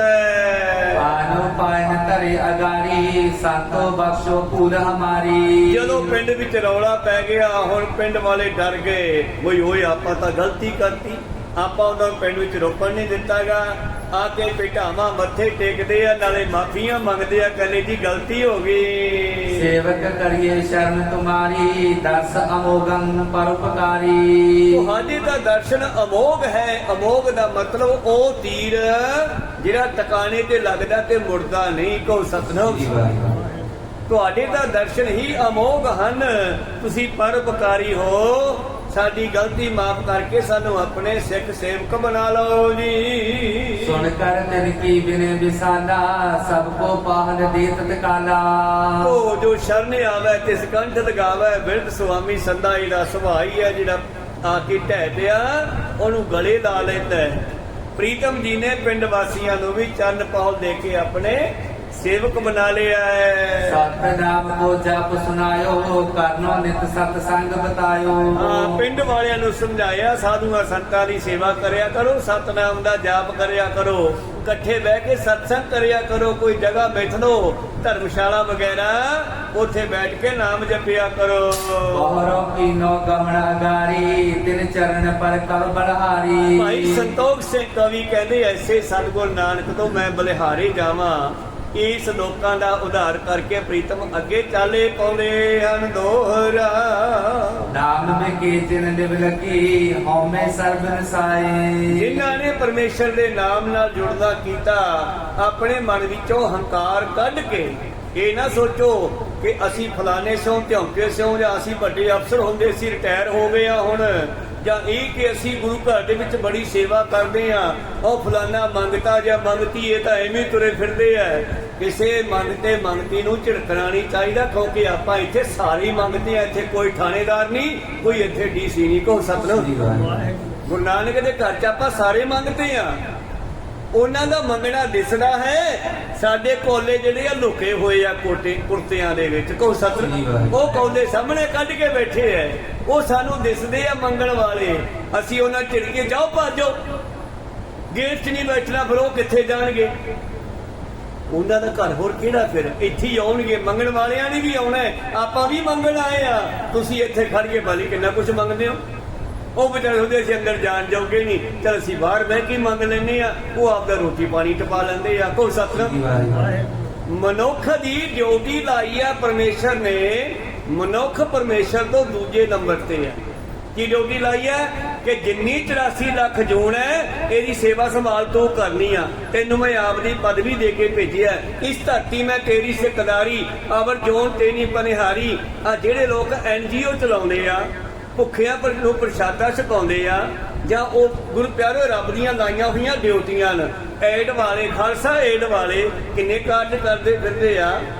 ਕੋਈ ਗੁਰੂ ਪਿਆਰਿਓ ਪਸ਼ੂਆਂ ਦੀ ਸੇਵਾ ਸੰਭਾਲ ਕਰੀ ਜਾਂਦਾ ਹੈ, ਜਾਂ ਐਕਸੀਡੈਂਟ ਹੋਏ ਕੁੱਤਿਆਂ ਦੀ ਦਾਰੂ ਦਵਾਈ ਕਰ ਦਿੰਦਾ, ਔਰ ਉਹਨਾਂ ਨੂੰ ਸੰਗਤ ਪੈਸਾ ਦੇ ਦਿੰਦੀ ਆ ਇਕੱਠਾ ਕਰਕੇ, ਲੈ ਵੀ ਆ ਚੱਕ ਦਵਾਈਆਂ, ਜੇ ਤੂੰ ਇਹ ਸੇਵਾ ਕਰਦਾ ਤੇ ਇਹ ਵੀ ਠੀਕ ਆ। ਮਤਲਬ ਕਿ ਬੰਦਾ ਜਿਹੜਾ ਸੰਸਾਰ ਦਾ ਕੁਦਰਤ ਦਾ ਦੂਜਾ ਰੱਬ ਹੈ। ਕਹੋ ਸਤਿਨਾਮ। ਰੱਬ ਨੇ ਇਹਨੂੰ ਆਪਣਾ ਰੂਪ ਬਣਾ ਕੇ ਭੇਜਿਆ, ਦੀ ਡਿਊਟੀ ਲਾਈ ਹੈ ਕਿ ਤੂੰ ਸੰਭਾਲ ਕਰ। ਇਸ ਧਰਤੀ ਮੈਂ ਤੇਰੀ ਸਿਕਦਾਰੀ ਅਵਰ ਜੋਨ ਤੇਰੀ ਪਨਿਹਾਰੀ। ਸਾਰੀਆਂ ਜੂਨਾਂ ਤੇਰੇ ਅਨੁਸਾਰ ਚੱਲਣਗੀਆਂ, ਤੇਰਾ ਪਾਣੀ ਭਰਨਗੀਆਂ। ਪਰ ਸ਼ਰਤ ਹੈ ਕਿ ਸਾਨੂੰ ਹੰਕਾਰ ਕਰਕੇ ਕਿਸੇ ਗਰੀਬ ਨੂੰ, ਕਿਸੇ ਮੰਗਤੇ ਨੂੰ, ਜੋ ਕਿਲੇ ਦੇ ਬਾਹਰ ਵੀ ਬੈਠੇ ਆ ਵਿਚਾਰੇ, ਝਿੜਕਣਾ ਨਹੀਂ ਚਾਹੀਦਾ ਕਿਸੇ ਨੂੰ, ਕਿਉਂਕਿ ਸਾਰੇ ਹੀ ਆਸ ਕਰਕੇ ਆਉਂਦੇ ਆ। ਕੋ ਸਤਿਨਾਮ। ਇੱਥੇ ਤਾਂ ਇੱਕ ਦਿਨ ਇੱਕ ਚੋਰ ਆ ਗਿਆ 10ਵੇਂ ਪਾਤਸ਼ਾਹ ਜੀ ਦੇ ਦੀਵਾਨ 'ਚ। ਗੁਰੂ ਪਿਆਰਿਓ ਉਹਨੇ ਅਰਦਾਸ ਕੀਤੀ ਘਰੋਂ ਕਿ ਮਹਾਰਾਜ ਬਸ ਮੈਂ 3 ਜੇਬਾਂ ਕੱਟੂੰਗਾ, ਚੌਥੀ ਨਹੀਂ ਕੱਟਦਾ। ਕੋ ਸਤਿਨਾਮ। ਕੱਟ ਲੀਆਂ ਜੇਬਾਂ, ਕੱਟਣੀਆਂ ਸ਼ੁਰੂ ਕੀਤੀਆਂ। 3 ਕੱਟ ਲੀਆਂ, ਚੌਥੀ ਕੱਟ ਲਈ, 5ਵੀਂ ਕੱਟ ਲਈ। ਸੰਗਤ 'ਚ ਰੌਲਾ ਪੈ ਗਿਆ। 4-5 ਜਣੇ ਆ ਗਏ ਬਾਦਸ਼ਾਹ ਕੋਲੇ, ਮਹਾਰਾਜ ਕੋਈ ਚੋਰ ਹੈ ਸੰਗਤ ਦੀਆਂ ਜੇਬਾਂ ਕੱਟੀ ਜਾਂਦਾ। ਅੱਛਾ ਜਾਓ ਲੱਭ ਕੇ ਲਿਆਓ ਜੀ, ਸਾਨੂੰ ਕੀ ਪਤਾ ਹੈ। ਕਹਿੰਦੇ ਅੱਛਾ। ਕਹਿੰਦੇ ਉਹਦੇ ਪੱਗ ਬੰਨੀ ਹੈ ਗੁਲਾਬੀ ਰੰਗ ਦੀ, ਬਟਿਆਂ ਨਾਲ ਢਹਿਵੀਂ ਦੀ, ਔਰ ਧੋਤੀ ਬੰਨੀ ਹੈ ਚਿੱਟੇ ਰੰਗ ਦੀ, ਕੁੜਤਾ ਪਾਇਆ ਉਹਦੇ ਆ ਰੰਗ ਦਾ, ਏਦਾਂ ਦਾ ਬੰਦਾ ਹੈ। ਤਾਂ ਜਦੋਂ ਪਾਤਸ਼ਾਹ ਨੇ ਨਮੂਨਾ ਬਣਾਤਾ ਤੇ ਫਿਰ ਲੱਭ ਲਿਆ ਤੇ ਫੜ ਲਿਆਏ। ਓਏ ਤੂੰ ਤਾਂ ਕਹਿੰਦਾ ਮੈਂ 3 ਜੇਬਾਂ ਕੱਟਣੀਆਂ ਤੇ ਬਾਕੀ ਗਾਹਾਂ ਕਿਉਂ ਕੱਟਦਾ? ਤੂੰ ਘਰੋਂ ਤੁਰਿਆ ਸੀ ਨਾ ਅਰਦਾਸ ਕਰਕੇ ਕਿ ਮਹਾਰਾਜ ਘਰੇ ਖਰਚਾ ਪਾਣੀ ਹੈ ਨਹੀਂ, 3 ਜੇਬਾਂ ਕੱਟੂੰਗਾ ਤੇ ਚੌਥੀ, 5ਵੀਂ, 6ਵੀਂ ਕਿਉਂ ਕੱਟੀ ਆ? ਮਹਾਰਾਜ ਤੂੰ ਤਾਂ ਜਾਨੀ ਜਾਨੋ, ਮਾਫ ਕਰ ਦਿਓ, ਬਲਕਿ ਮੈਨੂੰ ਸਜ਼ਾ ਦਿਓ ਤੁਸੀਂ ਜਿਹੜੀ ਦੇਣੀ ਆ। ਕਹਿੰਦੇ ਸਜ਼ਾ ਅਸੀਂ ਕੀ ਦੇਣੀ ਆ?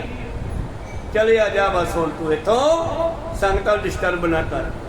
ਤੇ ਨਾਲੇ ਗੁਰੂ ਪਿਆਰਿਆਂ ਨੂੰ ਕੱਢ ਕੇ ਪੈਸੇ ਮੂਹਰੇ ਧਰਤੇ। ਕਹਿੰਦੇ ਤੈਨੂੰ ਜਿੰਨੀ ਕੁ ਲੋੜ ਆ ਉਹਨੇ ਲੈ ਜਾ। ਤੋ ਗੁਰੂ ਘਰ ਦੇ ਵਿੱਚ ਕਿਸੇ ਗੱਲ ਦਾ ਘਾਟਾ ਨਹੀਂ ਹੈ। ਆਪਾਂ ਇੱਥੇ ਵੀ ਗੋਲਕ ਮਦੇ ਉਹਨਾਂ ਨੂੰ 5-4 ਰੁਪਏ ਦੇ ਜਾਂਦੇ ਆ, ਤੇ ਚਲੋ ਇਹ ਉਹ ਜਾਣੇ, ਉਹਨਾਂ ਦਾ ਰੋਟੀ ਪਾਣੀ ਟੱਪ ਜਾਂਦਾ। ਇਸ ਕਰਕੇ ਇਹ ਗੁਰੂ ਨਾਨਕ ਦੇ ਘਰ ਦੇ ਆਪਾਂ ਸਾਰੇ ਮੰਗਤੇ ਆ। ਕੋਈ ਛੋਟਾ ਮੰਗਤਾ, ਕੋਈ ਵੱਡਾ ਮੰਗਤਾ ਹੈ। ਇਸ ਕਰਕੇ ਆਪਾਂ ਕੁਝ ਖੱਟਣ ਆਉਣੇ ਆ।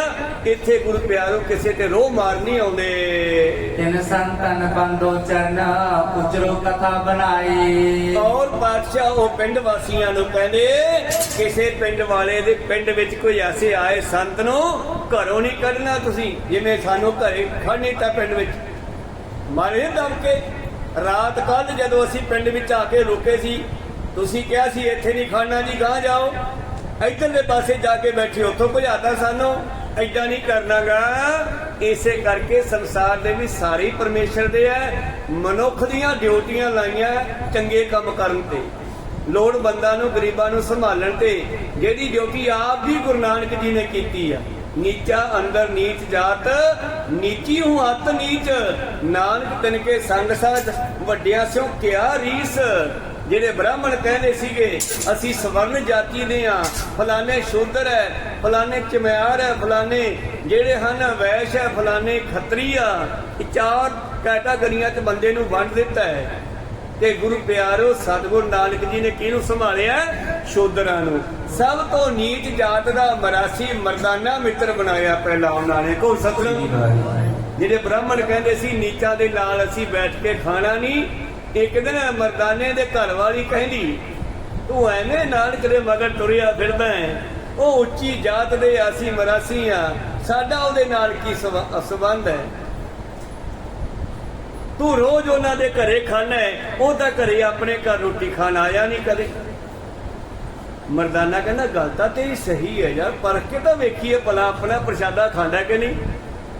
ਭਾਈ ਮਰਦਾਨਾ ਜੀ ਘਰੋਂ ਚੱਲ ਪਏ ਸੱਦਣ ਵਾਸਤੇ, ਕਹਿੰਦੇ ਮੈਂ ਬੁਲਾ ਕੇ ਲਿਆਉਣਾ ਕਿ ਇੱਕ ਪਿੰਡ ਆ ਦੋਨਾਂ ਦਾ ਨਨਕਾਣਾ ਸਾਹਿਬ। ਕਹਿੰਦਾ ਮੈਂ ਸੱਦ ਕੇ ਲਿਆਉਣਾ, ਅੱਜ ਕਹੂੰਗਾ ਵੀ ਅੱਜ ਸਾਡੇ ਘਰੇ ਪ੍ਰਸ਼ਾਦਾ ਛਕੋ। ਮਰਦਾਨਾ ਘਰੋਂ ਚੱਲ ਪਿਆ, ਇਧਰੋਂ ਬਾਬਾ ਨਾਨਕ ਜੀ ਆਪਣੇ ਘਰੋਂ ਚੱਲ ਪਏ, ਮਰਦਾਨੇ ਦੇ ਘਰ ਵਾ ਰਾਹ 'ਚ ਇਕੱਠੇ ਹੋ ਗਏ। ਮਰਦਾਨਾ ਕਹਿੰਦਾ ਤੁਸੀਂ ਕਿੱਥੇ ਚੱਲੇ ਹੋ? ਤੇ ਮਰਦਾਨਾ ਤੂੰ ਕਿੱਥੇ ਚੱਲਿਆ ਤੂੰ ਦੱਸ। ਕਹਿੰਦਾ ਜੀ ਤੁਸੀਂ ਦੱਸੋ ਪਹਿਲਾਂ। ਕਹਿੰਦਾ ਮੈਂ ਤਾਂ ਸਲਾਹ ਬਣਾਈ ਸੀ ਵੀ ਅੱਜ ਸਵੇਰ ਦਾ ਪ੍ਰਸ਼ਾਦਾ ਮਰਦਾਨੇ ਕੇ ਛਕਦੇ ਆ। ਮਰਦਾਨਾ ਤਾਂ ਪੈਰ ਫੜ ਕੇ ਰੋਣ ਹੀ ਲੱਗ ਪਿਆ। ਕੋ ਸਭ ਕਹਿੰਦਾ ਮਹਾਰਾਜ ਮੇਰੀ ਘਰ ਵਾਲੇ ਨੇ ਤਾਨਾ ਮਾਰਿਆ ਸੀਗਾ, ਕਹਿੰਦੇ ਤੇਰੀ ਕਾਹਦੀ ਦੋਸਤੀ ਹੈ ਨਾਨਕ ਨਾਲ, ਉੱਚੀ ਜਾਤ ਦਾ ਆਪਾਂ ਮਰਾਸੀ। ਉਹ ਕਹਿੰਦੀ ਜੇ ਆਪਣੇ ਘਰੇ ਨਾਨਕ ਪ੍ਰਸ਼ਾਦਾ ਛਕ ਲੈ ਫਿਰ ਮੈਂ ਮੰਨੂ ਵੀ ਦੋਸਤੀ ਹੈ। ਤੇ ਮਰਦਾਨਿਆਂ ਤਾਈਓ ਤਾਂ ਮੈਂ ਚੱਲਿਆ ਸੀਗਾ, ਚੱਲ ਅੱਜ ਪ੍ਰਸ਼ਾਦਾ ਬਣਾ ਘਰੇ ਉੱਥੇ ਬੈਠ ਕੇ ਛਕਾਂਗੇ ਦੋਨੇ। ਇਸ ਕਰਕੇ ਗਰੀਬਾਂ ਨੂੰ ਸੰਭਾਲਣਾ ਵੀ ਪਰਮੇਸ਼ਰ ਦੀ ਨਿਗਾਹ ਵਿੱਚ ਪ੍ਰਵਾਨ ਹੋਣਾ ਹੈ। ਆਓ ਅਗਲੀ ਸਾਖੀ ਆਰੰਭ ਕਰੀਏ। ਦੋਹਰਾ ਨਾਮ ਦੇ ਕੀਰਤਨ ਲਿਵ ਲਗੀ, ਹਉਮੈ ਸਰਬ ਸੰਸਾਰੀ। ਹਾਂ, ਜਿਹੜੇ ਨਾਮ ਜਪਦੇ ਉਹ ਹੰਕਾਰ ਨਹੀਂ ਕਰਦੇ, ਉਹ ਗਰੀਬਾਂ ਦੇ ਦਬਕੇ ਨਹੀਂ ਮਾਰਦੇ, ਕਿਉਂਕਿ ਨਾਮ ਹੀ ਹੰਕਾਰ ਨੂੰ ਖਤਮ ਕਰਦਾ। ਤੇ ਹੰਕਾਰ ਕੀ ਹੈ? ਜਿੰਨੀਆਂ ਬਿਮਾਰੀਆਂ ਦਰਖਤ ਦੇ ਜਿੰਨੇ ਪੱਤੇ ਆ ਨਾ, ਇਹ ਮੁੱਢ 'ਚ ਤਾਕਤ ਲੈਂਦੇ ਆ, ਤੇ ਜਿੰਨੀਆਂ ਬਿਮਾਰੀਆਂ ਸਾਡੇ ਸਰੀਰ ਨੂੰ ਲੱਗਦੀਆਂ ਇਹ ਹੰਕਾਰ ਚੋਂ ਨਿਕਲਦੀਆਂ। ਹਉਮੈ ਦੀਰਘ ਰੋਗ ਹੈ, दारू ਪੀ ਸਮਾਹੇ, ਕਿਰਪਾ ਕਰੇ ਜੇ ਆਪਣੀ ਤਾਂ ਗੁਰ ਕਾ ਸ਼ਬਦ ਕਮਾਹੇ। ਤਿਨ ਸੰਤਨ ਬੰਦੋ ਚਰਨ, ਉਚਰੋ ਕਥਾ ਬਣਾਏ। ਭਾਈ ਸੰਤੋਖ ਸਿੰਘ ਜੀ ਕਵੀ ਕਹਿੰਦੇ ਮਹਾਰਾਜ ਮੈਂ ਤੇਰੇ ਪਿਆਰਿਆਂ ਦੇ ਚਰਨ ਫੜ ਕੇ ਨਮਸਕਾਰ ਕਰਕੇ ਅਗਲੀ ਕਥਾ ਕਹਿੰਦਾ। ਚੌਪਈ ਕੈ ਬਾਦਾ ਸ਼੍ਰੀ ਅੰਗਦ ਸੁਣੀਐ, ਰੁਚਰ ਕਥਾ ਗੁਣ ਗਨ ਜੁਤ ਗੁਣੀਐ। ਭਾਈ ਸਾਹਿਬ ਭਾਈ ਬਾਲਾ ਜੀ ਕਹਿੰਦੇ ਆਓ ਮਹਾਰਾਜ ਗੁਰੂ ਅੰਗਦ ਦੇਵ ਜੀ ਅਗਲੀ ਕਥਾ ਅਗਲੀ ਸਾਖੀ ਸੁਣੋ, ਬੜੀ ਆਨੰਦ ਵਾਲੀ ਹੈ। ਮਾਰਗ ਚਲੇ ਜੈ ਗਤ ਦਾਈ, ਗੋਬਿੰਦ ਲੋਕ ਮਿਲੇ ਕਛਿਆਈ। ਤਾਂ ਅਸੀਂ ਤੁਰੇ ਜਾ ਰਹੇ ਸੀ, ਉਸ ਨਗਰ ਚੋਂ ਅੱਗੇ ਚਾਲੇ ਪਾ ਦਿੱਤੇ ਉਹ ਕੋੜੀ ਦਾ ਉਧਾਰ ਕਰਕੇ। ਅਗਲੇ ਨਗਰ ਵੱਲ ਚੱਲੇ ਆ ਮਹਾਰਾਜ। ਅੱਗੋਂ ਕੁਝ ਗੋਬਿੰਦ ਲੋਕ ਹੁੰਦੇ ਆ ਰੱਬ ਦੇ ਪਿਆਰੇ। ਸਬਨ ਬਦਨ ਪਰ ਬੰਦਨ ਠਾਨੀ, ਬੈਠ ਗਏ ਉਚਰੀ ਮੁਖ ਬਾਣੀ। ਉਹ ਜਦੋਂ ਗੋਬਿੰਦ ਲੋਕ ਗੁਰਮੁਖ ਲੋਕ ਨਾਮ ਜਪਣ ਵਾਲੀਆਂ ਰੂਹਾਂ ਆਈਆਂ ਤੇ ਔਕੇ ਬਾਬਾ ਜੀ ਦੇ ਸਾਹਮਣੇ ਆਏ ਤੇ ਮੱਥਾ ਟੇਕਿਆ। ਪਾਤਸ਼ਾਹ ਕਹਿੰਦੇ ਬੈਠ ਜਾਓ, ਇੱਥੇ ਹੀ ਸਤਸੰਗ ਕਰਦੇ ਆ। ਸਿੱਧਾ ਨੇ ਪੁੱਛਿਆ ਨਾ ਕਿਸ ਕਾਰਨ ਇਹ ਭੇਖੀ ਉਦਾਸੀ, ਕਿਸ ਕਾਰਨ ਗ੍ਰਹਿ ਤਰਿਓ, ਘਰ ਕਿਉਂ ਛੱਡਿਆ, ਕਿਸ ਕਾਰਨ ਇਹ ਭੇਖ ਨਿਵਾਸੀ। ਤਾਂ ਬਾਬਾ ਜੀ ਕਹਿੰਦੇ ਗੁਰਮੁਖ ਖੋਜਤ ਭਏ ਉਦਾਸੀ, ਦਰਸ਼ਨ ਕੈ ਤਾਈ ਭੇਖ ਨਿਵਾਸੀ। ਇਹ ਸਾਧੂਆਂ ਵਾਲਾ ਭੇਖ ਅਸੀਂ ਪਰਮੇਸ਼ਰ ਦੇ ਦਰਸ਼ਨਾਂ ਲਈ ਪਾਇਆ, ਤੇ ਜਿਹੜੀ ਯਾਤਰਾ ਉਦਾਸੀਆਂ ਕੀਤੀਆਂ ਇਹ ਕੋਈ ਗੁਰਮੁਖ ਮਿਲਣਗੇ ਉਹਨਾਂ ਨਾਲ ਰੱਬ ਕਰਾਂਗੇ, ਗੱਲਾਂ ਬਾਤਾਂ ਕਰਾਂਗੇ, ਹੋਰ ਅਸੀਂ ਕੀ ਕਰਨਾ ਹੈ। ਰਾਵ ਰਸੋ ਜਸ ਸੁਣਾ ਸਭ ਥਾਈ, ਕੀਰਤ ਪਸ ਰਹੀ ਅਧਿਕਾਈ। ਉਹ ਗੋਬਿੰਦ ਲੋਕ ਸਾਖੀ ਵਿੱਚ ਵੀ ਲਿਖਿਆ, ਸਾਖੀ ਅੱਗੇ ਸਾਖੀ ਚੱਲੀ ਗੋਬਿੰਦ ਲੋਕਾਂ ਦੀ, ਪਰਮੇਸ਼ਰ ਦੇ ਪਿਆਰਿਆਂ ਦੀ। ਕਹਿੰਦੇ ਮਹਾਰਾਜ ਤੁਹਾਡੀਆਂ ਬੜੀਆਂ ਸਿਫਤਾਂ ਸੁਣੀਆਂ ਸੀ। ਚੈਤ ਮਿਲਾਪ ਬੀਤਿਓ ਤਿਤ ਕਾਲਾ, ਅਕਸ ਮਾਤਰ ਅਬ ਮਿਲੇ ਕਿਰਪਾ। ਕਈ ਵਾਰੀ ਸੋਚਿਆ ਸੀ ਯਾਰ ਇਹ ਗੁਰੂ ਨਾਨਕ ਕੌਣ ਹੈ, ਕਿੱਥੇ ਰਹਿੰਦੇ ਆ, ਕਦੇ ਮਿਲਿਆ ਜਾਵੇ। ਆਹ ਤਾਂ ਕਮਾਲ ਹੀ ਹੋ ਗਈ, ਅਕਸ ਮਾਤ ਚਾਨ ਚੱਕ ਆਪ ਜੀ ਸਾਨੂੰ ਮਿਲ ਪਏ ਹੋ। ਕਰਨ ਸੁਭਾਗਣ ਰਾਵ ਰਸਾਤਾ, ਭੋਜਨ ਚਾਹੇ ਪ੍ਰਭੂ ਕੀ ਗਾਥਾ। ਬਾਬਾ ਜੀ ਕਹਿੰਦੇ ਵੀ ਕਿਵੇਂ ਮਿਲਣਾ ਸਿੰਧੋ, ਆਪਣਾ ਗੁਰਮੁਖੋ ਕਿਵੇਂ ਮਿਲਣਾ, ਬਸ ਰੱਬ ਰੱਬ ਕਰਨਾ, ਰੱਬ ਦੀਆਂ ਗੱਲਾਂ ਸੁਣਾਂਗੇ ਕਰਾਂਗੇ। ਮਿਲੇ ਸੰਤ ਕਿਸ ਕਹੀਏ, ਸੁਣੀਏ ਕਹੀਏ, ਮਿਲੇ ਸੰਤ ਮਸਤ ਕਰ ਰਹੀ ਹੈ, ਰੱਬ ਦਾ ਪਿਆਰਾ ਮਿਲੇ ਤੇ ਕੋਈ ਰੱਬ ਦੀ ਗੱਲ ਕਰੋ। ਤੇ ਇੱਕ ਗੱਲ ਯਾਦ ਰੱਖਿਓ, ਜਾਤ ਨਾ ਪੁੱਛੋ ਸਾਧ ਕੀ, ਇਹ ਨਾ ਪੁੱਛਿਓ ਤੁਹਾਡੀ ਜਾਤ ਕੀ ਹੈ, ਤੁਸੀਂ ਕਿੱਥੋਂ ਆਏ ਹੋ, ਇਹ ਨਾ ਪੁੱਛਿਓ ਕਦੇ ਵੀ। ਜਾਤ ਨਾ ਪੁੱਛੋ ਸਾਧ ਕੀ, ਲੀਜਾ ਭੇਦ ਬਤਾਏ। ਪੁੱਛਣ ਵਾਲੀ ਗੱਲ ਕੋਈ ਰੱਬ ਦਾ ਸੁਨੇਹਾ ਪੁੱਛ ਲਓ, ਕੋਈ ਰੱਬ ਦੇ ਘਰ ਦੀ ਗੱਲ ਕਰ ਲਓ, ਜਾਤ ਨਾ ਪੁੱਛੋ। ਇਸ ਕਰਕੇ ਜਾਤ ਪਾਤ ਚੋਂ ਪਾਤਸ਼ਾਹ ਨੇ ਸਾਨੂੰ ਕੱਢਿਆ। ਕਹਿੰਦੇ ਜੀ ਤੁਹਾਡੀਆਂ ਗੱਲਾਂ ਸੁਣਨ ਵਾਸਤੇ ਬਸ ਤੁਹਾਨੂੰ ਯਾਦ ਕਰਦੇ ਸੀ। जे आयस तुम देहो गोसाई करे अपनो प्रश्न बनाई। ਅੱਛਾ ਮਹਾਰਾਜ ਬੈਠ ਕੇ ਪੜਾ ਕਰ ਲਿਆ, ਪਾਤਸ਼ਾਹ ਵੀ ਬਹਿ ਗਏ, ਉਹ ਵੀ ਬਹਿ ਗਏ। ਕਹਿੰਦੇ ਜੇ ਹੁਕਮ ਕਰੋ ਤੇ ਅਸੀਂ ਇੱਕ ਬੇਨਤੀ ਕਰਨੀ ਆ। सुनकर श्री गुरु गिरा उचारी तुम भोजन पर हो बलहारी। ਵਾਹ ਬਈ ਵਾਹ, ਮੈਂ ਤਾਂ ਸੋਚਦਾ ਕੋਈ ਮੈਨੂੰ ਪੁੱਛੇ ਤਾਂ ਸਹੀ, ਕੋਈ ਗੱਲ ਚੱਲੇ ਰੱਬ ਦੀ, ਕਿਉਂਕਿ ਗੱਲ ਚਲਾਵਾਂਗੇ ਤਾਂ ਚੱਲੂਗੀ, ਆਪੇ ਤਾਂ ਚੱਲਦੀ ਨਹੀਂ। ਕਹਿੰਦੇ ਪੁੱਛੋ ਪੁੱਛੋ, ਮੈਂ ਬੜਾ ਖੁਸ਼ ਹਾਂ। जाते प्यो प्रेम बुरा मोह हर चर्चा भगतन को कामो। ਹੋਰ ਸਾਡਾ ਕੰਮ ਕੀ ਹੈ? ਇਹਦੇ ਨਾਲ ਹੀ ਤਾਂ ਪ੍ਰੇਮ ਵੱਧਦਾ ਹੈ। ਰੱਬ ਦੇ ਪਿਆਰੇ ਭਗਤ ਰੱਬ ਦੀ ਚਰਚਾ ਕਰਦੇ ਆ ਜਦੋਂ। इस विध सफली घड़ी बिहावै ज्ञान कथा को सुने सुनावै। ਇਸ ਤਰ੍ਹਾਂ ਸਾਡੀਆਂ ਘੜੀਆਂ ਸਫਲੀਆਂ ਹੁੰਦੀਆਂ। ਦੇਖੋ ਆਪਾਂ ਵੀ ਘੰਟਾ ਕੋ ਲਾਇਆ, ਦੇਖੋ ਆਪਣੇ ਘੰਟੇ ਦੇ ਸਵਾਦ ਸਫਲੇ ਹੋਏ, ਪ੍ਰੀਤਮ ਦੇ ਖਜ਼ਾਨੇ ਵਿੱਚ ਜਮ੍ਹਾਂ ਹੋ ਗਏ।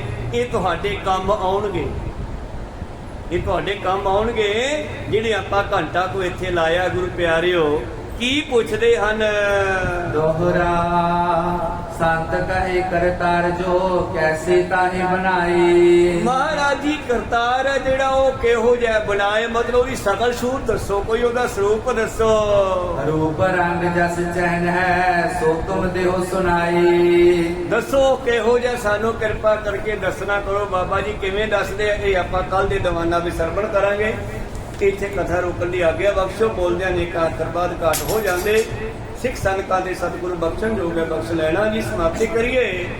हे अच्युत हे पार ब्रह्म अविनाशी अविनाश हे पूरन हे सर्व मैं पंजन गुणतास।